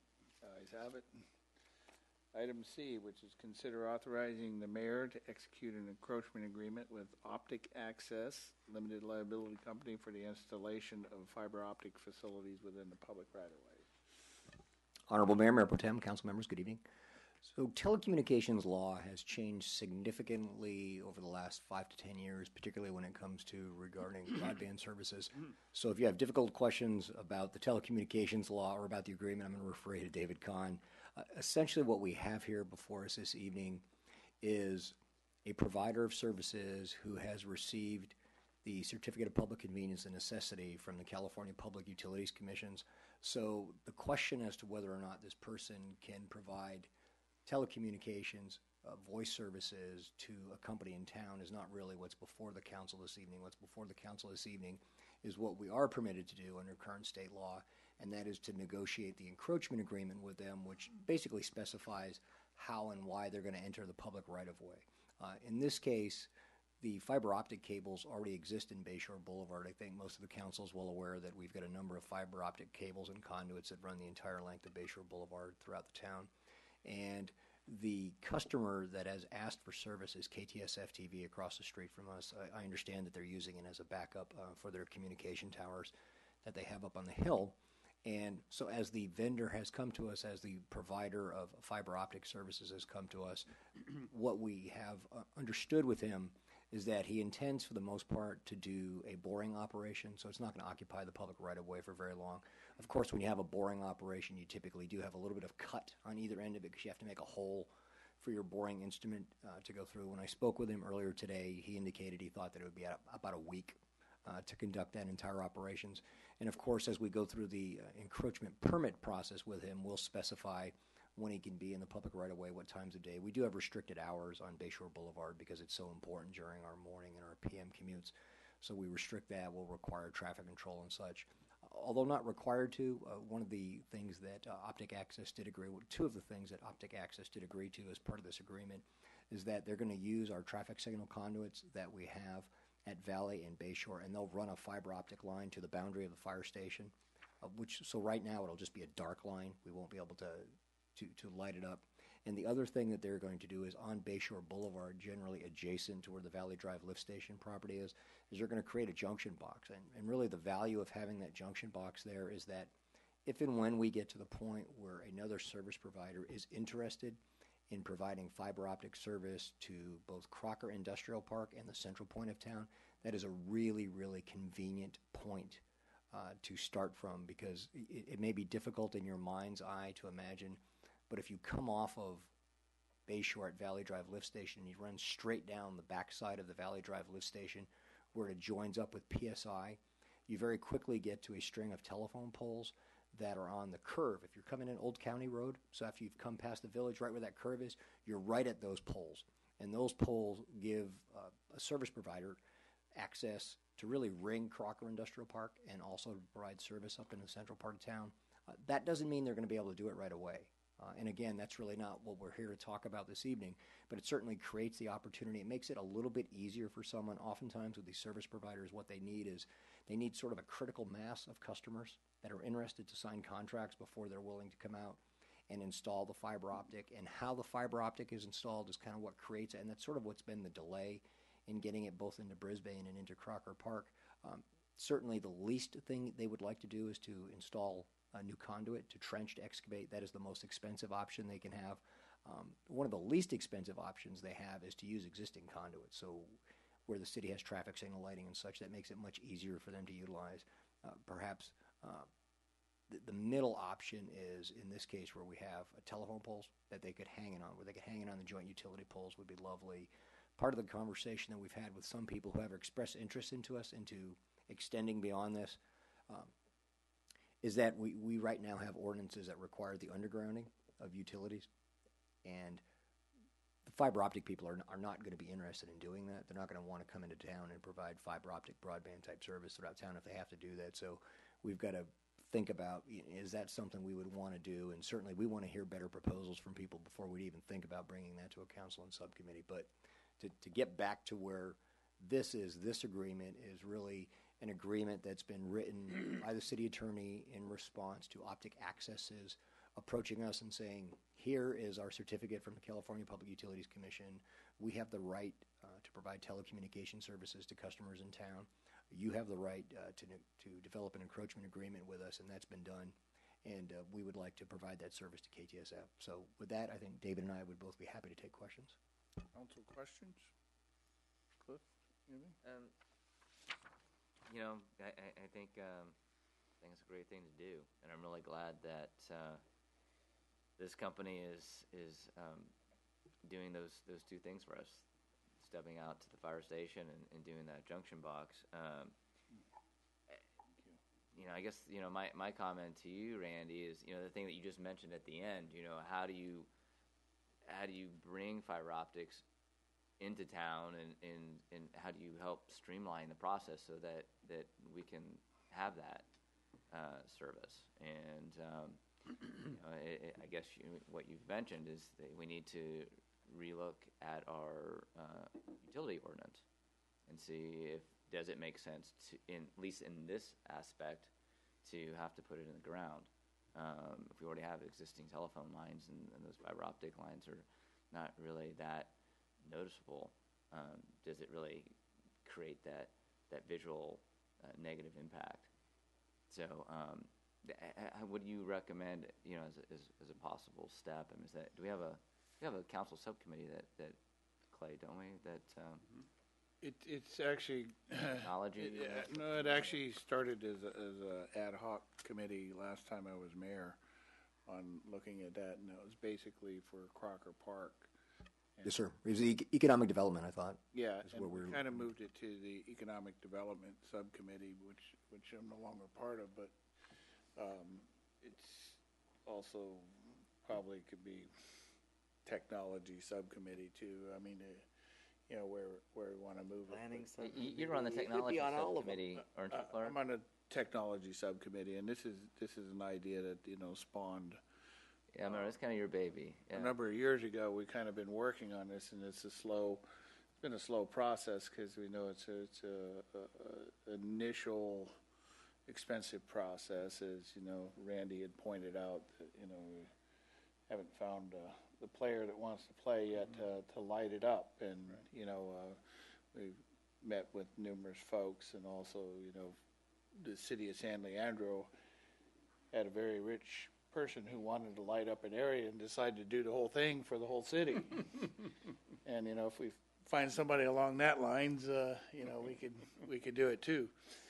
So it's still a work in progress, and how that's all going to play out. I mean, this is certainly an important step, is to have that future, call it a future stub there, because it won't tap in and interrupt service on what's already there. It you kind of look at it as like a water line, that you got one water line here and you want to run one here, but you don't have nothing there. As you put a valve there, and then later you can tap into it without tapping this main. You can turn that valve on and do whatever, and it doesn't interrupt the other service. And that's, to me, it's a simplified version. I don't know if I confused you on it, but well, getting it's like now with if we move forward with this, we'll get us to the door. This is a good step. And so I'm not on that technology subcommittee. I know you are. I guess Lori.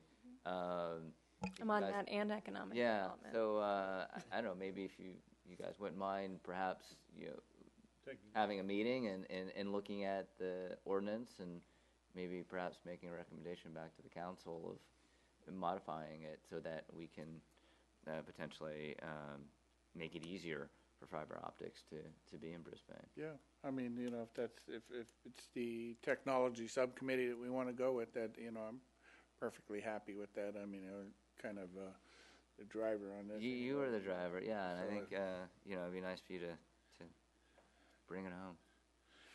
Okay, that's. Sounds good to me. Okay. So I had a comment Lori, go ahead. whenever. Okay, so I think it's a great thing for Crocker Industrial Park and for our business community. I know that when Mitch Bull presented the economic development plan a couple months back, he mentioned that one of the big impediments to businesses in coming to Crocker Industrial Park is that we don't yet have fiber optics. So I'd be interested in moving this forward, and I'm curious to know if there are any other businesses in Crocker or outside of Crocker who have expressed interest in this, to see it further expanded. And it's wonderful that this business is willing to extend the line further to the fire station and City Hall. I'm curious as to, are we considering having fiber optics at the fire station? Is that something we're interested in? Sure, ma'am. Let me answer your first question, which is, are there other businesses in town? And there are. There are other businesses in Crocker Park that have identified it, but fortunately, this one is the one that's closest to the existing fiber optic, and that's what I think, and I'm not going to speak for the vendor, but I think that's what really makes it the most feasible, because they can get in there, they can get the first one. The other businesses that have been identified are really people that are halfway into Crocker Park, and so it's really not economically feasible for a vendor to come in and to run a line a mile and to not have another customer. But if you've only got to run it a couple hundred feet, then that looks like it starts to make sense. So that's why I'm really hopeful that this will start to crack it, that other people will start to get it. And I don't really think that it'll necessarily be this vendor. There are other vendors that we have talked with who are interested into tapping into this junction box now and moving on. And as soon as we get some proposals that at least seem to staff to make sense, we'll be happy to get together with the two subcommittees and delve into those and talk with, because we want to talk with them first and have conversations about what they think it would take to make it economically viable for them to do the installation. So certainly we would do that. And with regards to running fiber optic to the fire station, absolutely. It would be my goal. That would be one of the things that I would absolutely want, is that if we're going to ring Crocker with fiber optic, we absolutely ought to have fiber optic connections between our Valley Drive lift station, from City Hall to the fire station, to the maximum extent that we can run fiber optic to all our facilities. It's a huge advantage to us. I know that just if we were doing just voice over internet type protocols over something like a fiber optic line, we would save a significant amount of money just every month on our phones. Mm-hmm. And so we want to do it, but we haven't quite got somebody who's willing to carry the water yet, and to get the fiber optic there, and somebody who's really expressed it. But I'm confident that after this arrangement goes in, that this installation is done, we are going to have more interest and more serious interest, people that really are going to see that they can make a business plan and make some money on it, which is what we need people to do. Mm-hmm. And you were saying that it might not necessarily be this vendor doing it down the line, so it sounds like there could be more than one vendor working on different parts of the transmission line? Absolutely, yes ma'am, could be. And I think which vendor have we used in other areas where we currently? We don't have anyone else running fiber optic for the city right now. Okay. All right. Well, unless you had any other comments. No, ma'am. That's all I have.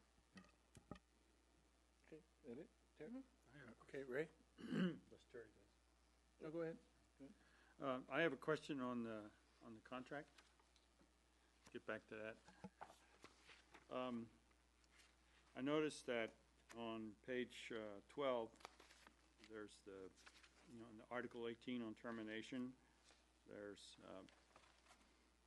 conversation there about if something goes wrong and the city wants them to remove and/or restore, and it says it would be at the expense of the contractor. upon demand, or if the city does it, then they would charge the contractor to pay for it. And then the question becomes, so how long is that kind of request going to be in place? Because if the company is around, I guess you could draw on their ability to do that. But suppose the company isn't around anymore, and this is the old question of, if a company goes bankrupt or goes out of business and disappears, like we had problems on the fire station, so what recourse does that really mean anything? And I noticed there's a bond agreement, but the bond agreement only seems to exist for 1 year. So it looks as if this kind of provision is only going to be implementable if the company actually hangs around. Am I right about that?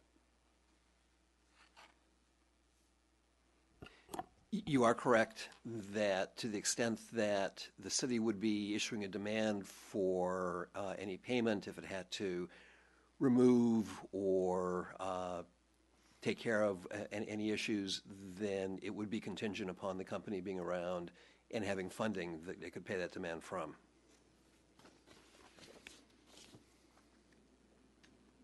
Yeah, the reason I raise this question is that I'm not too worried about this particular case.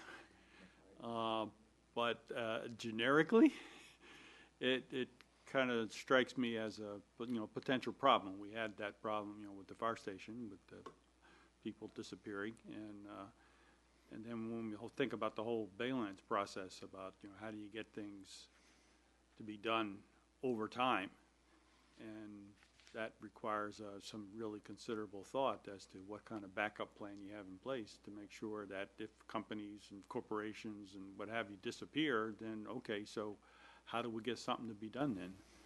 That's not at the city's expense.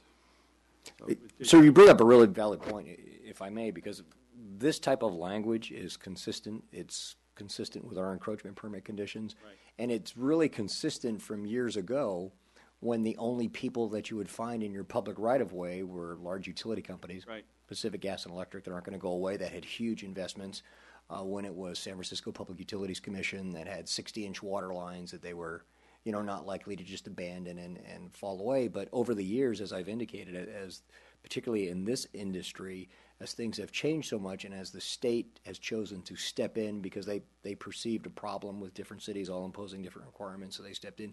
We do have some of these players in here that in this case, and I agree with you, I'm not particularly concerned about the small conduit that's going in here, but it does create an opportunity where I think we need to think about where we have small private companies that could be putting in things that could be significantly in our way, and how we're going to deal with that as we move along later. So it's something we're going to have to scratch our heads on. That's it. Is that it? Okay, Terry? I had a couple questions, and I talked with Randy Barreau earlier and got them answered. Part of it was the time under construction and what kind of disruption to traffic and at the firehouse and those kind of things. And, I was relieved when he said that it was probably a week's construction. And again, I understand where we're looking at issues of companies not being there in the future to stand behind their work. Although I think with this kind of installation, it's small on the big picture of how much of access they need. And I think it's more the construction process that we need to be worried about protecting the city, whether they hit a PG&E line or they rip out the right thing or the wrong thing. And I think that this contract does a good job of covering that at the moment. So I'm glad to see where KTSF is interested in staying in Brisbane long enough to want to put this infrastructure in. Yeah. And, that makes them a partner in Brisbane.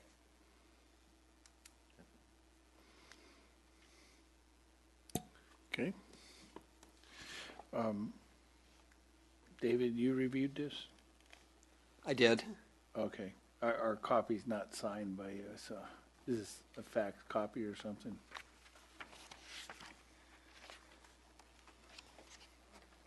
I thought we signed, yeah. I did have, I did get Dave's signature. I don't know why. Okay. All right. No, I think this is a great idea, and I'll hope to proceed forward, so I'd certainly entertain a motion. Move approval of the encroachment agreement. Have a second? I'll second. Okay, any further council discussion? All in favor? Aye. Aye. Opposed? Very good. Okay, item D, and I guess this is the one we painfully made the audience sit for, which is review the draft public art ordinance and direct staff to bring it before the planning commission. So, staff report, please. Yes. This is an item that the Parks and Recreation Commission has been working on since September of 2012. They brought the idea to the City Council in November of 2012, at which point you directed the Parks and Recreation Commission to go ahead and develop a draft ordinance for public art. The Public Art Subcommittee of the Commission probably met 6 or 7 times throughout the year. They reviewed maybe a dozen, maybe 2 dozen different ordinances from around the state and around the country, as well as reading information from a major public art organization as to how to craft an ordinance. What you have before you is a draft of what they came up with. Working with the city attorney's office, it was determined that the ordinance should be more of a shell, talking about how revenues are taken in, and then the real implementation guidelines would be done in a separate document. So what the proposed ordinance talks about is looking at commercial projects with a value above $1 million, contributing 1% of their building development costs towards public art. Residential projects of 10 to 20 units having 0.5% towards public art, and 20 or more units or above $10 million, no matter how many units, 1%. What they were looking at for the commercial and the residential was not to capture the small independent property owners or the small remodels that happen throughout the town, but really the major projects that happen. And then for public projects, it's projects above $500,000 would contribute 0.5%. In the case of public projects, there are exemptions for park and landscape renovation projects, pipelines, power transmission lines and towers, switchyards and substations, dwellings, and watershed areas. So trying to eliminate those projects that probably really don't work well for public art. It would be hard to have public art underneath the ground. No one would see it. So that would be a challenge for us. Commercial projects above $5 million in value could acquire and install public art on their site instead of paying the in lieu fee, and then private residential development, which was worth above $10 million, can acquire and install public art on their site. Further down, I talk about there are 5 basic points that need to be included in the implementation guidelines. They are the selection process for public art, how public art fund will work, as well as the purpose of expenditures from the fund, conditions for removing, reciting, replacing public art, process for waiving provisions of this ordinance, and requirements for demonstrating compliance with provisions of the ordinance.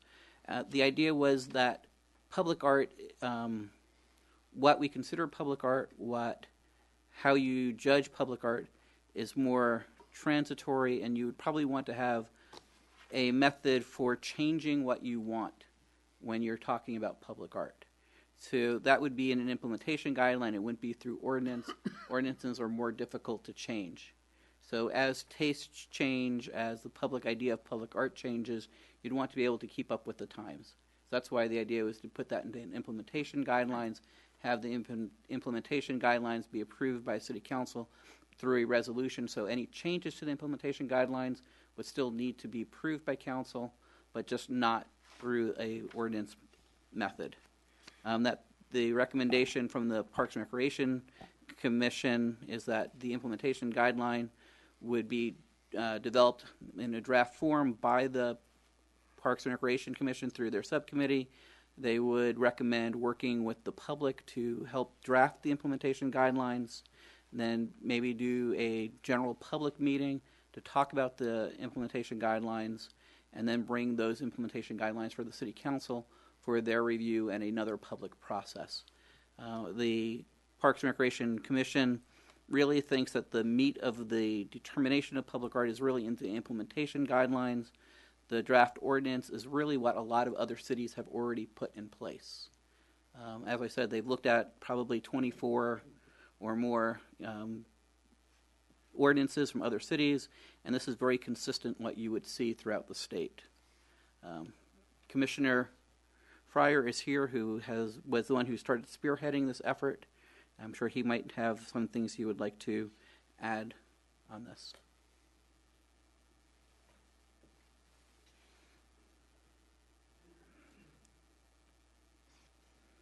Good evening, Honorable Mayor and members of the City Council.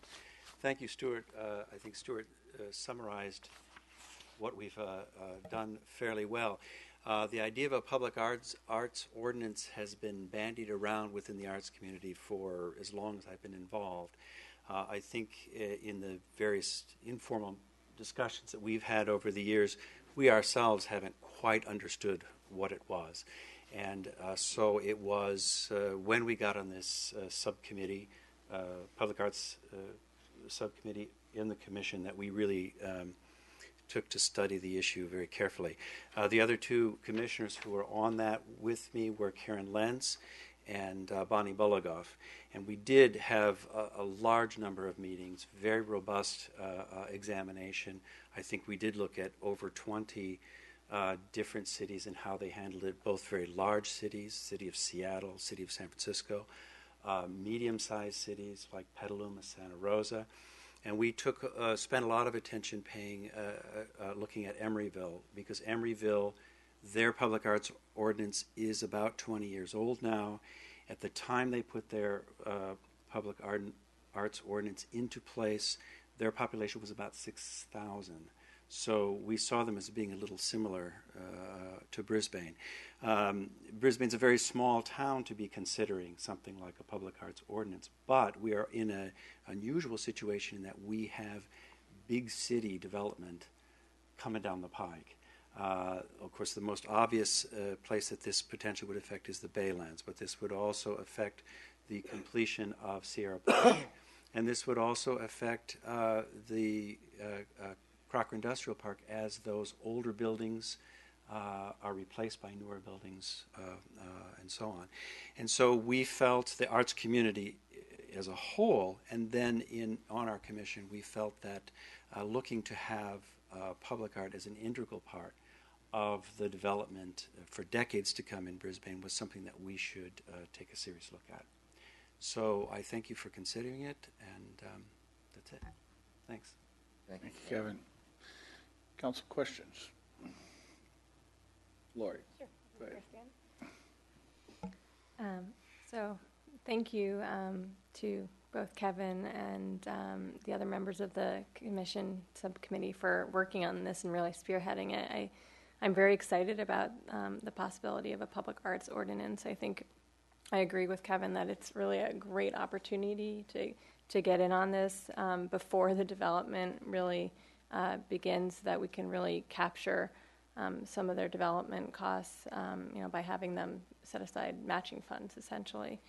A few comments I had, I noticed the report talks a lot about, the benefits to the community, and, let's not forget also the economic development benefits. A public art not only will serve our citizens, but would attract outside people to use our services and really make our city a destination.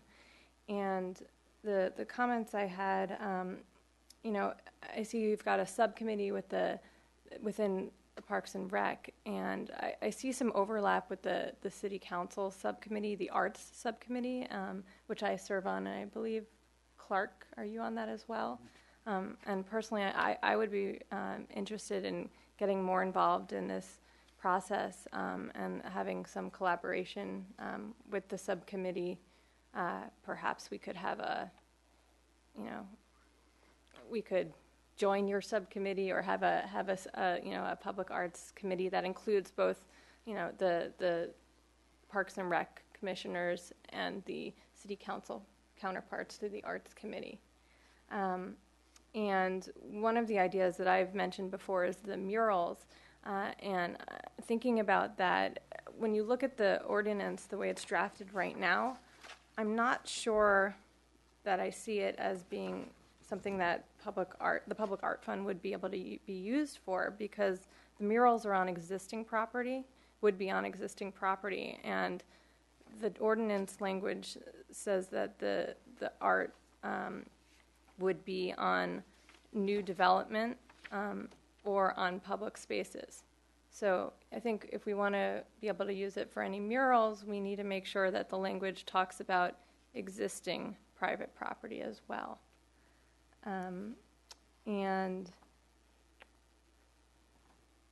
I also noticed, my other comment is, I found it interesting that the ordinance would require the city to also contribute to the fund for any public projects that are of a certain scale. And to me, it seems a little surprising, because I thought, sure, the city can, decide to contribute part of its budget, through the council decisions towards public art. Is it something that's necessary that we have to also set aside funds from any public developments? And I don't know the answer to that. It'd be interesting to look at what other cities have done if they also require the cities themselves to contribute to the fund. So I'm very excited about the project, about a public arts ordinance, and I'm happy to see it moving forward. Yeah, Lori, I mean, some of your comments I think could probably certainly be introduced in the proposed ordinance when the Planning Commission deals with it. So maybe Stuart can take that feedback, and John, when you take it to the Planning Commission, if we approve to move it forward, then we can do it. Ray, comments? Yeah, well, great idea. I mean, as you know, I've been supporting this for quite a while, so I think it's a really good thing to do. I have two concerns about the coverage of the ordinance. And the one part of the implementation guidelines that I'm a little bit nervous about is the waiver provisions. I'd kind of like to see that nailed down in the basic ordinance rather than leaving that up to the implementation guidelines. You want to be legally clear about what hoops developers have to go through before things can be waived, and that's better. You're much better off having that in an ordinance. So I'd kind of like to suggest reconsider making that a part of the ordinance rather than implementation guidelines. That's one comment. The second comment is, I'm sure this is something you talked about, but the definition right at the beginning is to promote the visual arts. And I'm wondering if we want to do a little bit broader definition of what we mean by public art. And I'm thinking that, so would that include a museum? To me, that could be a part of public art, conceivably. Suppose we want to set up a fund to support ongoing artistic activities, that comes out of this fund, and they wouldn't necessarily be visual arts.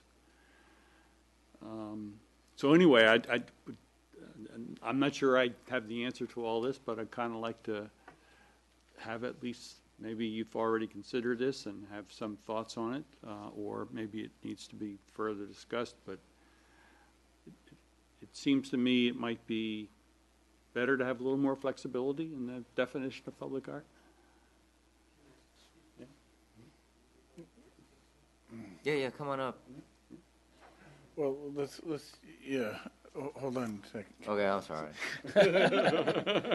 That's posing the question. What? Yeah. Go ahead. That's it. That's it? That's my 2 points. Okay. Because you may have other stuff you want to answer, so. Terry, you want to go?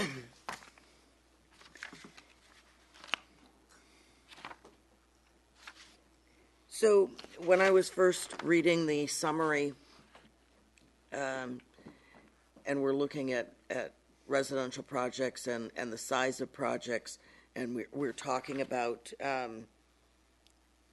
development costs, building development costs. So we're not talking about the ultimate value of a project where someone says this is a $5 million building or project, that's what the value is. We're talking about how much the developer is putting into the project, less some of the other fees and costs associated with it. So how can, it doesn't seem like a very firm number. I mean, we could look at, say, if we were looking at a home that's being built, while it might be $1 million home, what did it cost the developer to build it, less the grading and the demolition and the this and the that, and so I have a difficult time with how they're describing development costs rather than the value of a project being the driving force on what kind of contribution they need to make to the fund. Because I think that if you take in all your extra costs and things that are going to be excluded, we have a really difficult time coming up with the number. So a home that, and I'm using a home, but a building that is valued at $1 million, perhaps they're only paying their percentage on the first $200,000 of that value. So I'd like to see it based more on the project value than on the project cost, if that makes sense. Yeah, so you think like something like the county assesses the property after the project after it's been built, and whatever that assessed value is, that should be the. It seems to me that would be more realistic. Is that I mean, I when they think look there's at challenges with that. I mean, Pardon? you typically do these things as a fee on a permit. Right, and a lot of times the assessed value gets negotiated. So You don't want to do assessed value. let me take for instance, just to pick on rich people, Larry Ellison's property. He paid $300 million to build it, and that was the development cost, and they got assessed at $100 million. And the reason was, he argued that a lot of the costs of it were because it was a brand new design in the county and no one knew how to build it. So he spent a lot of time teaching people how to build this Japanese-style house in San Mateo County. If they had to redo it, it would only be worth $100 million. So when you talk about what you can define on the building permit and then what the assessor comes in at some point in the future and says it's worth, maybe two very different things. You could build a very high-tech building where the rents for it do not justify the cost of the initial outlay. So the assessed value of it may be lower than the building cost per permit. So I mean, using the assessed value, I think, may be trickier than it would be to use what is put down on the building permit for what the cost of the building are. That would be my concern.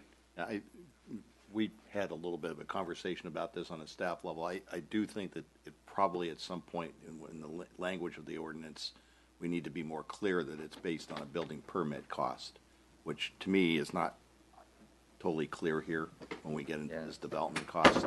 And I think it gets to the same place. That's what the purpose of it is, but maybe we can just clarify that.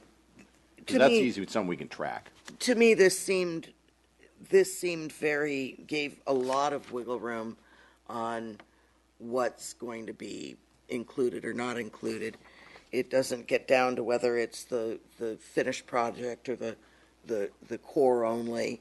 When you talk about shell and core development and what's being looked at, I think if you look at a residential project, it's a little easier to say, well, we're putting a prospectus out. We're anticipating that these housing units are going to be worth $1 million each, or whatever your figure is, and sort of know where your value of your project is. Same thing with square footage, whether it's an office use or an industrial use. You sort of know when you're looking at a project and a builder's coming in where they need to be profitable.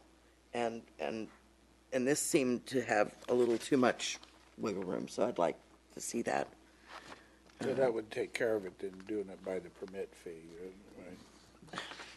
I suppose if I have a hard time getting my head around how you would do that, and so I think that it just needs to be looked at a little bit more. When we on the page 2 of the staff report, and it talks about public projects being exempt. Is this, I mean, if PG&E were to come through and want to put a new transmission line, we would not think that they needed to be participatory in this? Or a switch, or if the railroad wanted to come through and put a switch yard, they wouldn't be participatory? Maybe not on site, because you can't, again, see something that's underground, but should they be participating in paying for the off-site art that's going to be going in? So, and then dwellings and watersheds, are you meaning like if we put a tank or in a watershed? I'm not sure what the meaning was there. I'm not sure a tank would be what kind of dwellings would be in a watershed that would be exempt? Drainage ditch?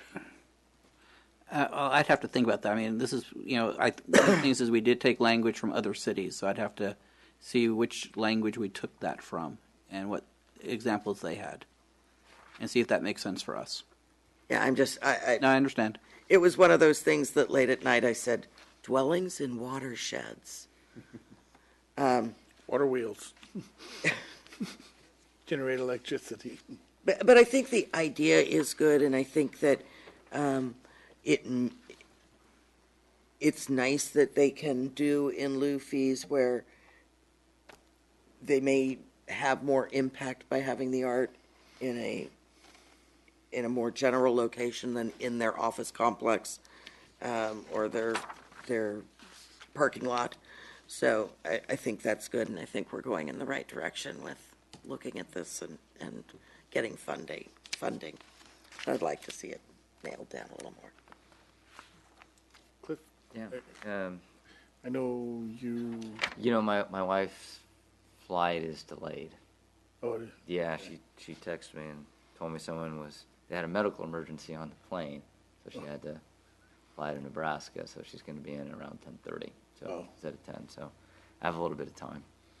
But give us the FAA update then. Yes, yeah, that's right. I'm really excited about this ordinance too. I think it provides an opportunity for us to showcase a part of Brisbane that we all know, but I don't think a lot of people know that we are quite an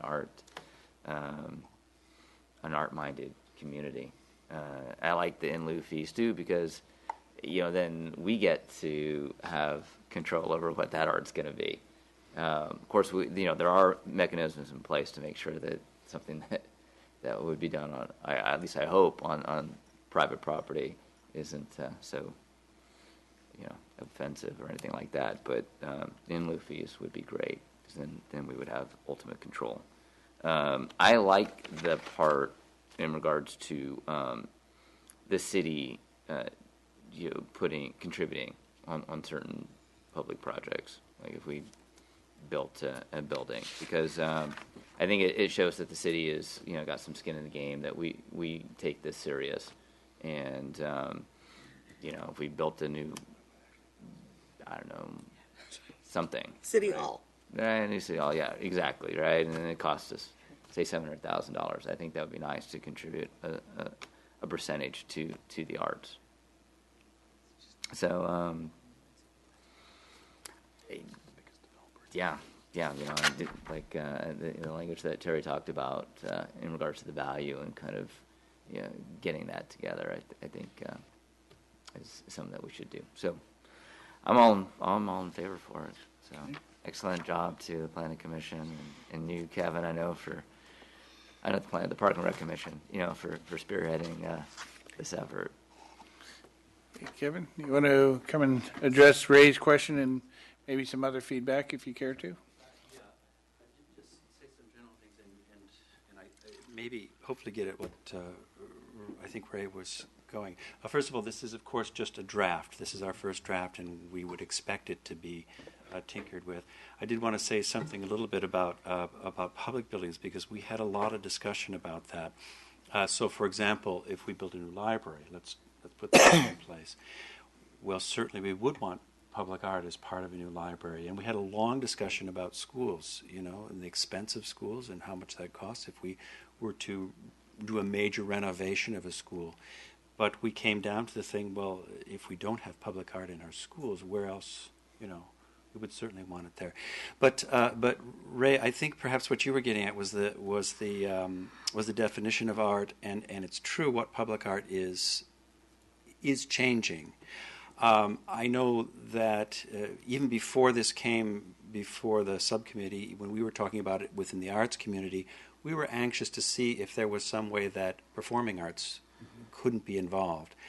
And of course, Karen Lentz was on the subcommittee. I'm on the subcommittee. We're both very much involved in the performing arts here in Brisbane, and so we would want to see that. But in fact, that's not what public arts ordinances are about. They are about permanent installations. The basic theory behind it is if a developer builds a building, he's required to put public art in that, or we have this in lieu of option, and that makes the building, gives the building personality. Most big developers are accustomed to this, and an educated developer is going to say this is a great idea because it's going to give our building more prestige. So it's not about performing arts. I would point out that actually Brisbane does have a good policy that helps the performing arts, and that is our co-sponsorship program, which, at the scale of what performing arts is right now, is helping to nourish the performing arts that we do have in Brisbane.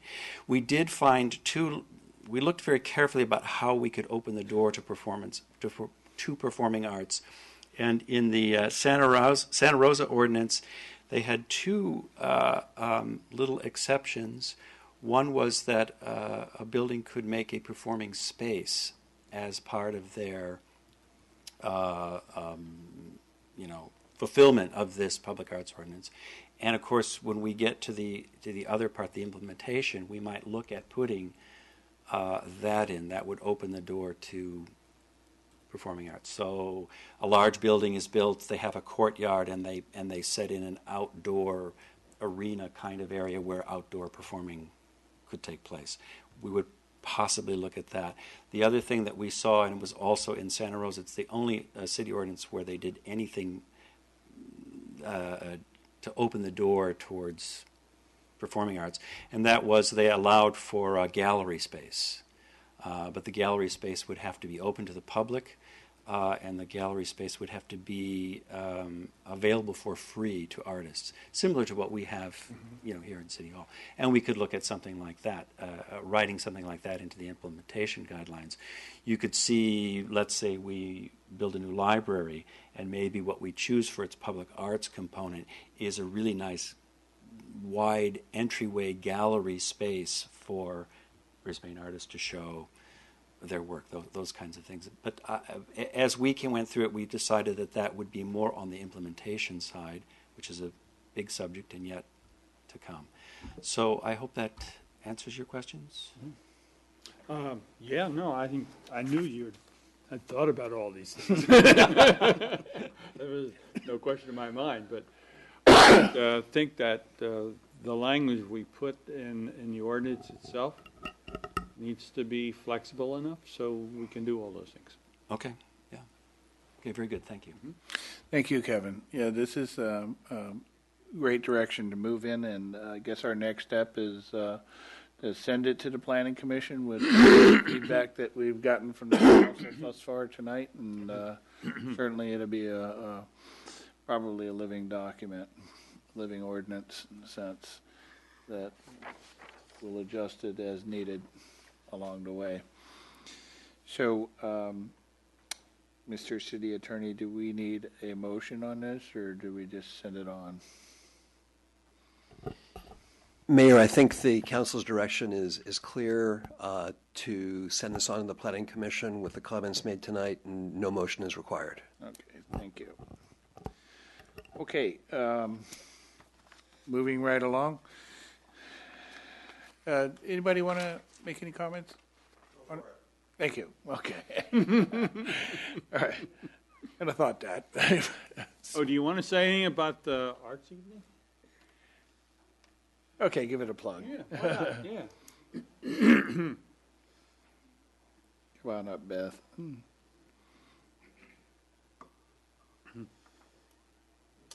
Good evening. Well, I'd just like to invite the whole town of Brisbane and all their friends and family to come out to the 13th annual Evening of Art Sharing. We'll have about 15 Brisbane artists showcasing their work. There'll be film and music, singing, art slideshows, the whole gambit. So really hope that all of you will join us. And again, want to sincerely thank you for your support through the co-sponsorship program and all the consistent support that we've received from it. Thank you so much. And the date and place? Oh, thank you. January 25th, Saturday night at 7:30. And I also want to encourage people to bring their young people. All the presentations are 5 minutes long, and that means that if that kids can come and stay. It's free to the public, so you bring your kids. They can stay as long as they have attention for it. There'll be a quick changing program, so it should keep people's attention, and then also the city provides wonderful refreshments. So. Right. At the Mission Blue Center. Thank you. And we should put that on the website. I looked on the city website and I couldn't find anything about the artist evening of sharing. So we should make sure we definitely get that on there. Thank you. Thank you, Beth. To see y'all there. Okay. Yeah. Thanks, Beth. Thank you. Thank And, you, Ray. we also need to thank Kevin for the Live at Mission Blue, which was this past weekend, wasn't it?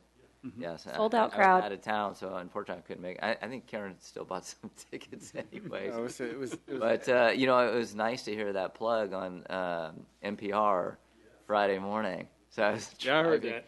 Yeah, I was driving. No list. I just dropped To-do off list, right? Caitlin at school, and I'm driving home, and I hear this thing, and that was really neat. So, yeah. And they were on KALW the day before. Okay.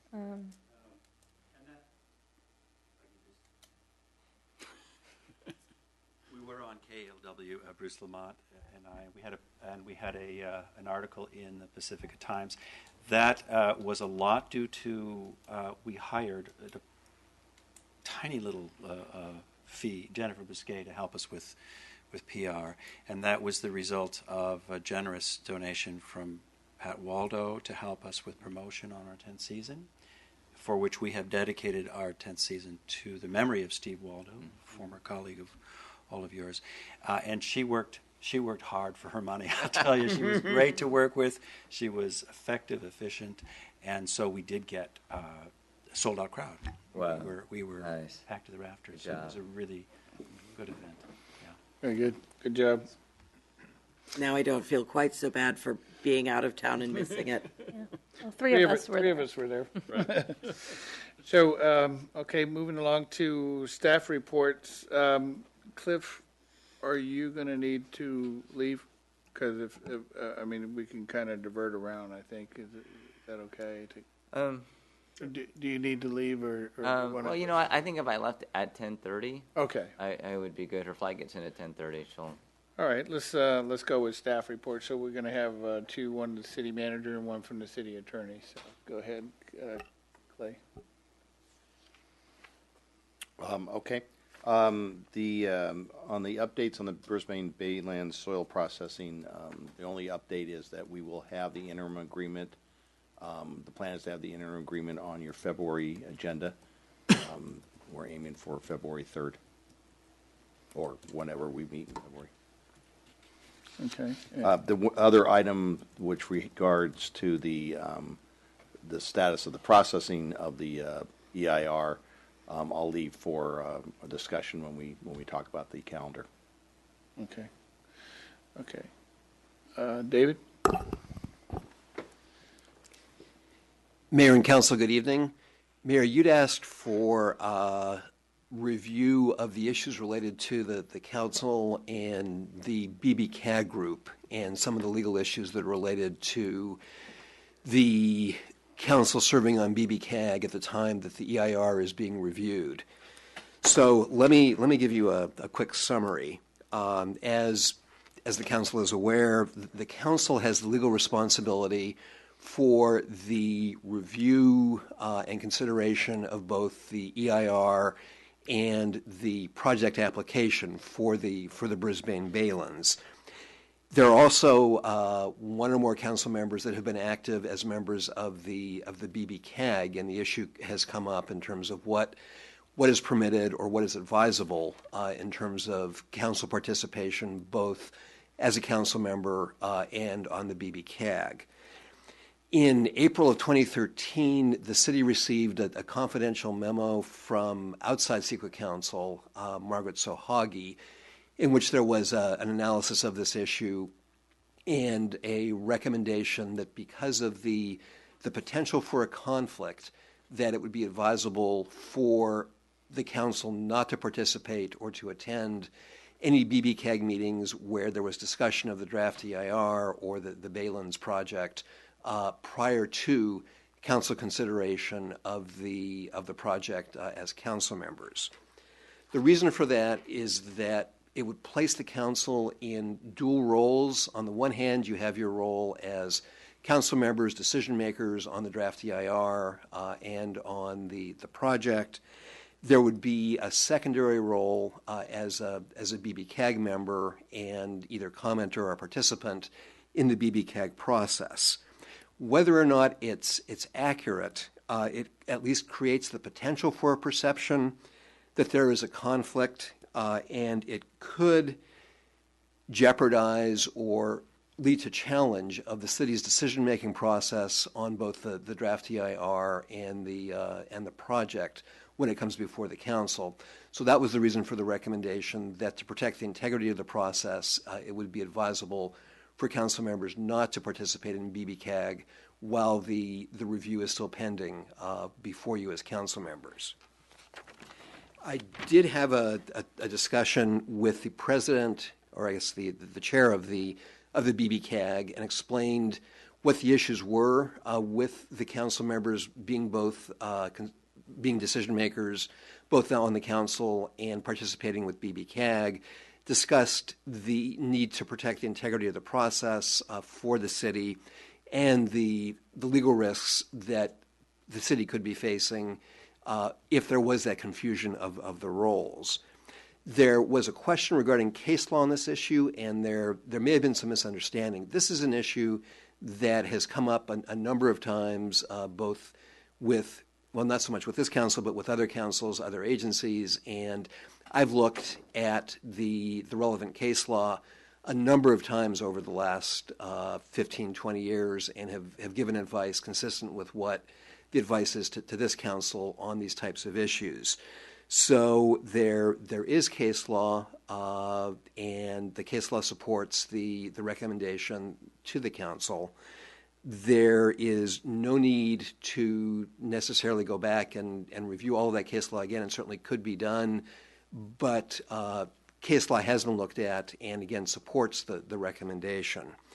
So that is a summary of where things are with the review of the BBCAG and council process, the reason for the recommendation, both from outside counsel, which is concurred in by me as city attorney, that because of the legal issues and the potential, at least, for the perception of that conflict, that it would be strongly recommended that while this issue is pending, the council members not participate on the BBCAG and rather reserve their input and, of course, their final decision making for their role as council members on both the EIR and on the project. And would that analysis apply as well to the draft EIR Citizens Committee? I actually received a phone call from one of the residents asking, actually saying that they had contacted you and requested case law supporting your recommendation that no council members be participating on the Citizens Committee reviewing the draft EIR. And I was wondering if have you looked into that, found any case law, and is it the same issue? Yeah, that was the conversation I referred to. I believe okay. it's the same person. Yeah. And so the Citizens Group is the Citizens Advisory Committee.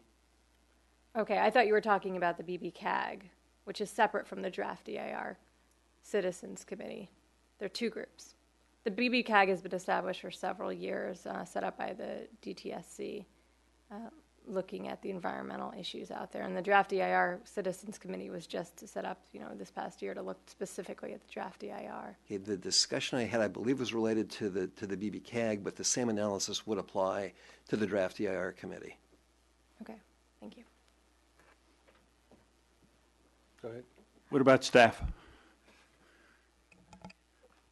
Staff is not a decision maker in this process. So the same considerations that would apply to the council or to the planning commissioners wouldn't necessarily apply to staff. So if staff is on one of those committees, to the extent that staff is going to be making a recommendation to the council, probably the more conservative approach would be to also not have staff participate. But the considerations are different for staff than for council or planning commissioners. And when you talk about staff, are you talking about on the draft EIR committee, on BBCAG? No, BBCAG. On BBCAG. Yeah, I certainly see no problem with staff attending the BBCAG meetings. Notwithstanding the legal issues, we have staff people who are intricately involved in the development and the processing of those applications, and for them to then sit in judgment on aspects of that in terms of recommendations, I just think is totally inappropriate and totally a confusion of roles. So I absolutely do not want my staff participating at that level at this point in time. Mm-hmm. Can you make that more clear? Would like me to. More definitive. Cliff, you have any? I don't have any questions in regards to this matter. Mm-hmm. Terry? Mm-hmm.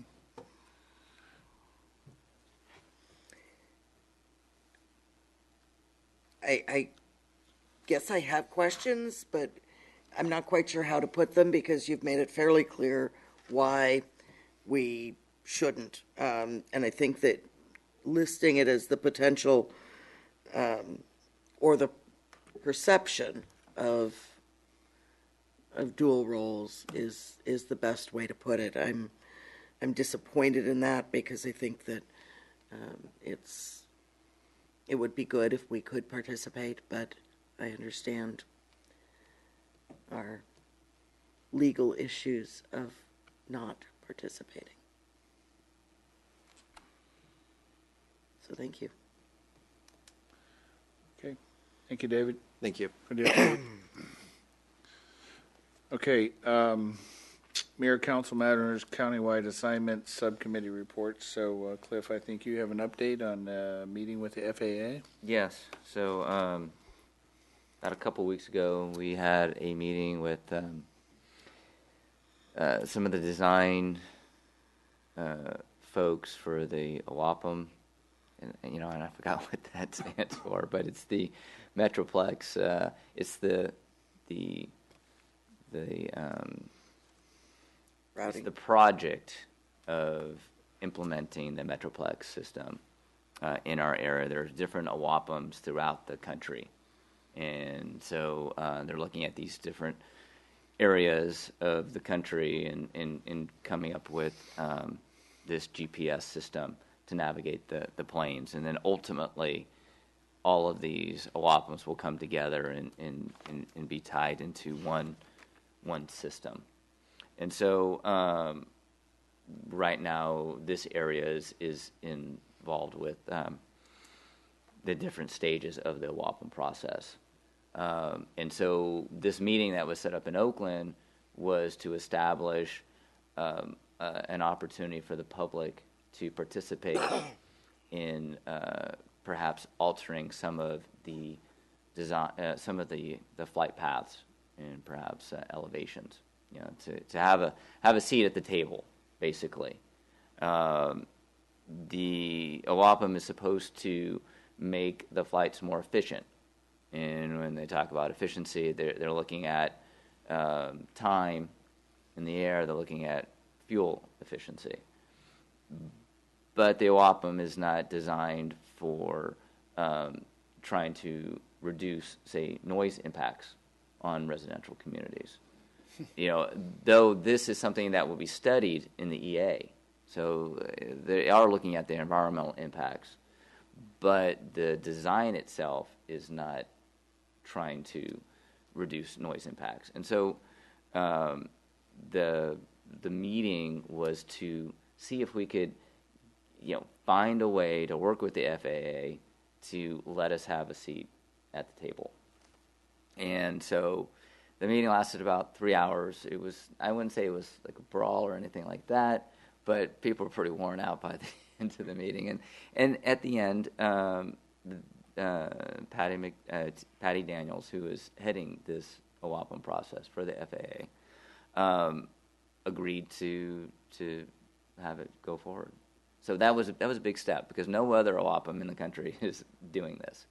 So we have this. What's the term? OWAPM. It's OAPM, and I'm not exactly sure. You know. What's the acronym stand for? That's what I'm blanking out on what it's for. OAP. Yeah. It's a federal acronym. So. Yes. So right now we're the roundtable is discussing how to implement the public process, and how do we create that constructive dialogue with this design team so that we can perhaps improve the flight paths and the elevations that go over our residential areas. So, you know, that's we haven't decided that. There will be a meeting of the roundtable on the 29th of January. Hopefully by then we have put forth a game plan that will need to be ratified by the entire roundtable.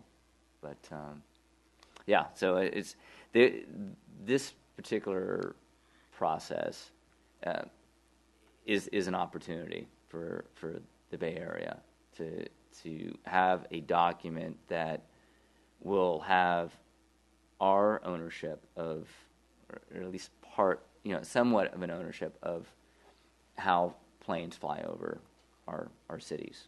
You know, right now, I mean, there are flight procedures, but they're so vague. I mean, the FAA can easily say that a flight that flies over Brisbane is flying the proper procedure, and it's difficult to actually to pin them down and say, well, what do you mean by that? And then they have all these ways to you know, like loopholes to get around it.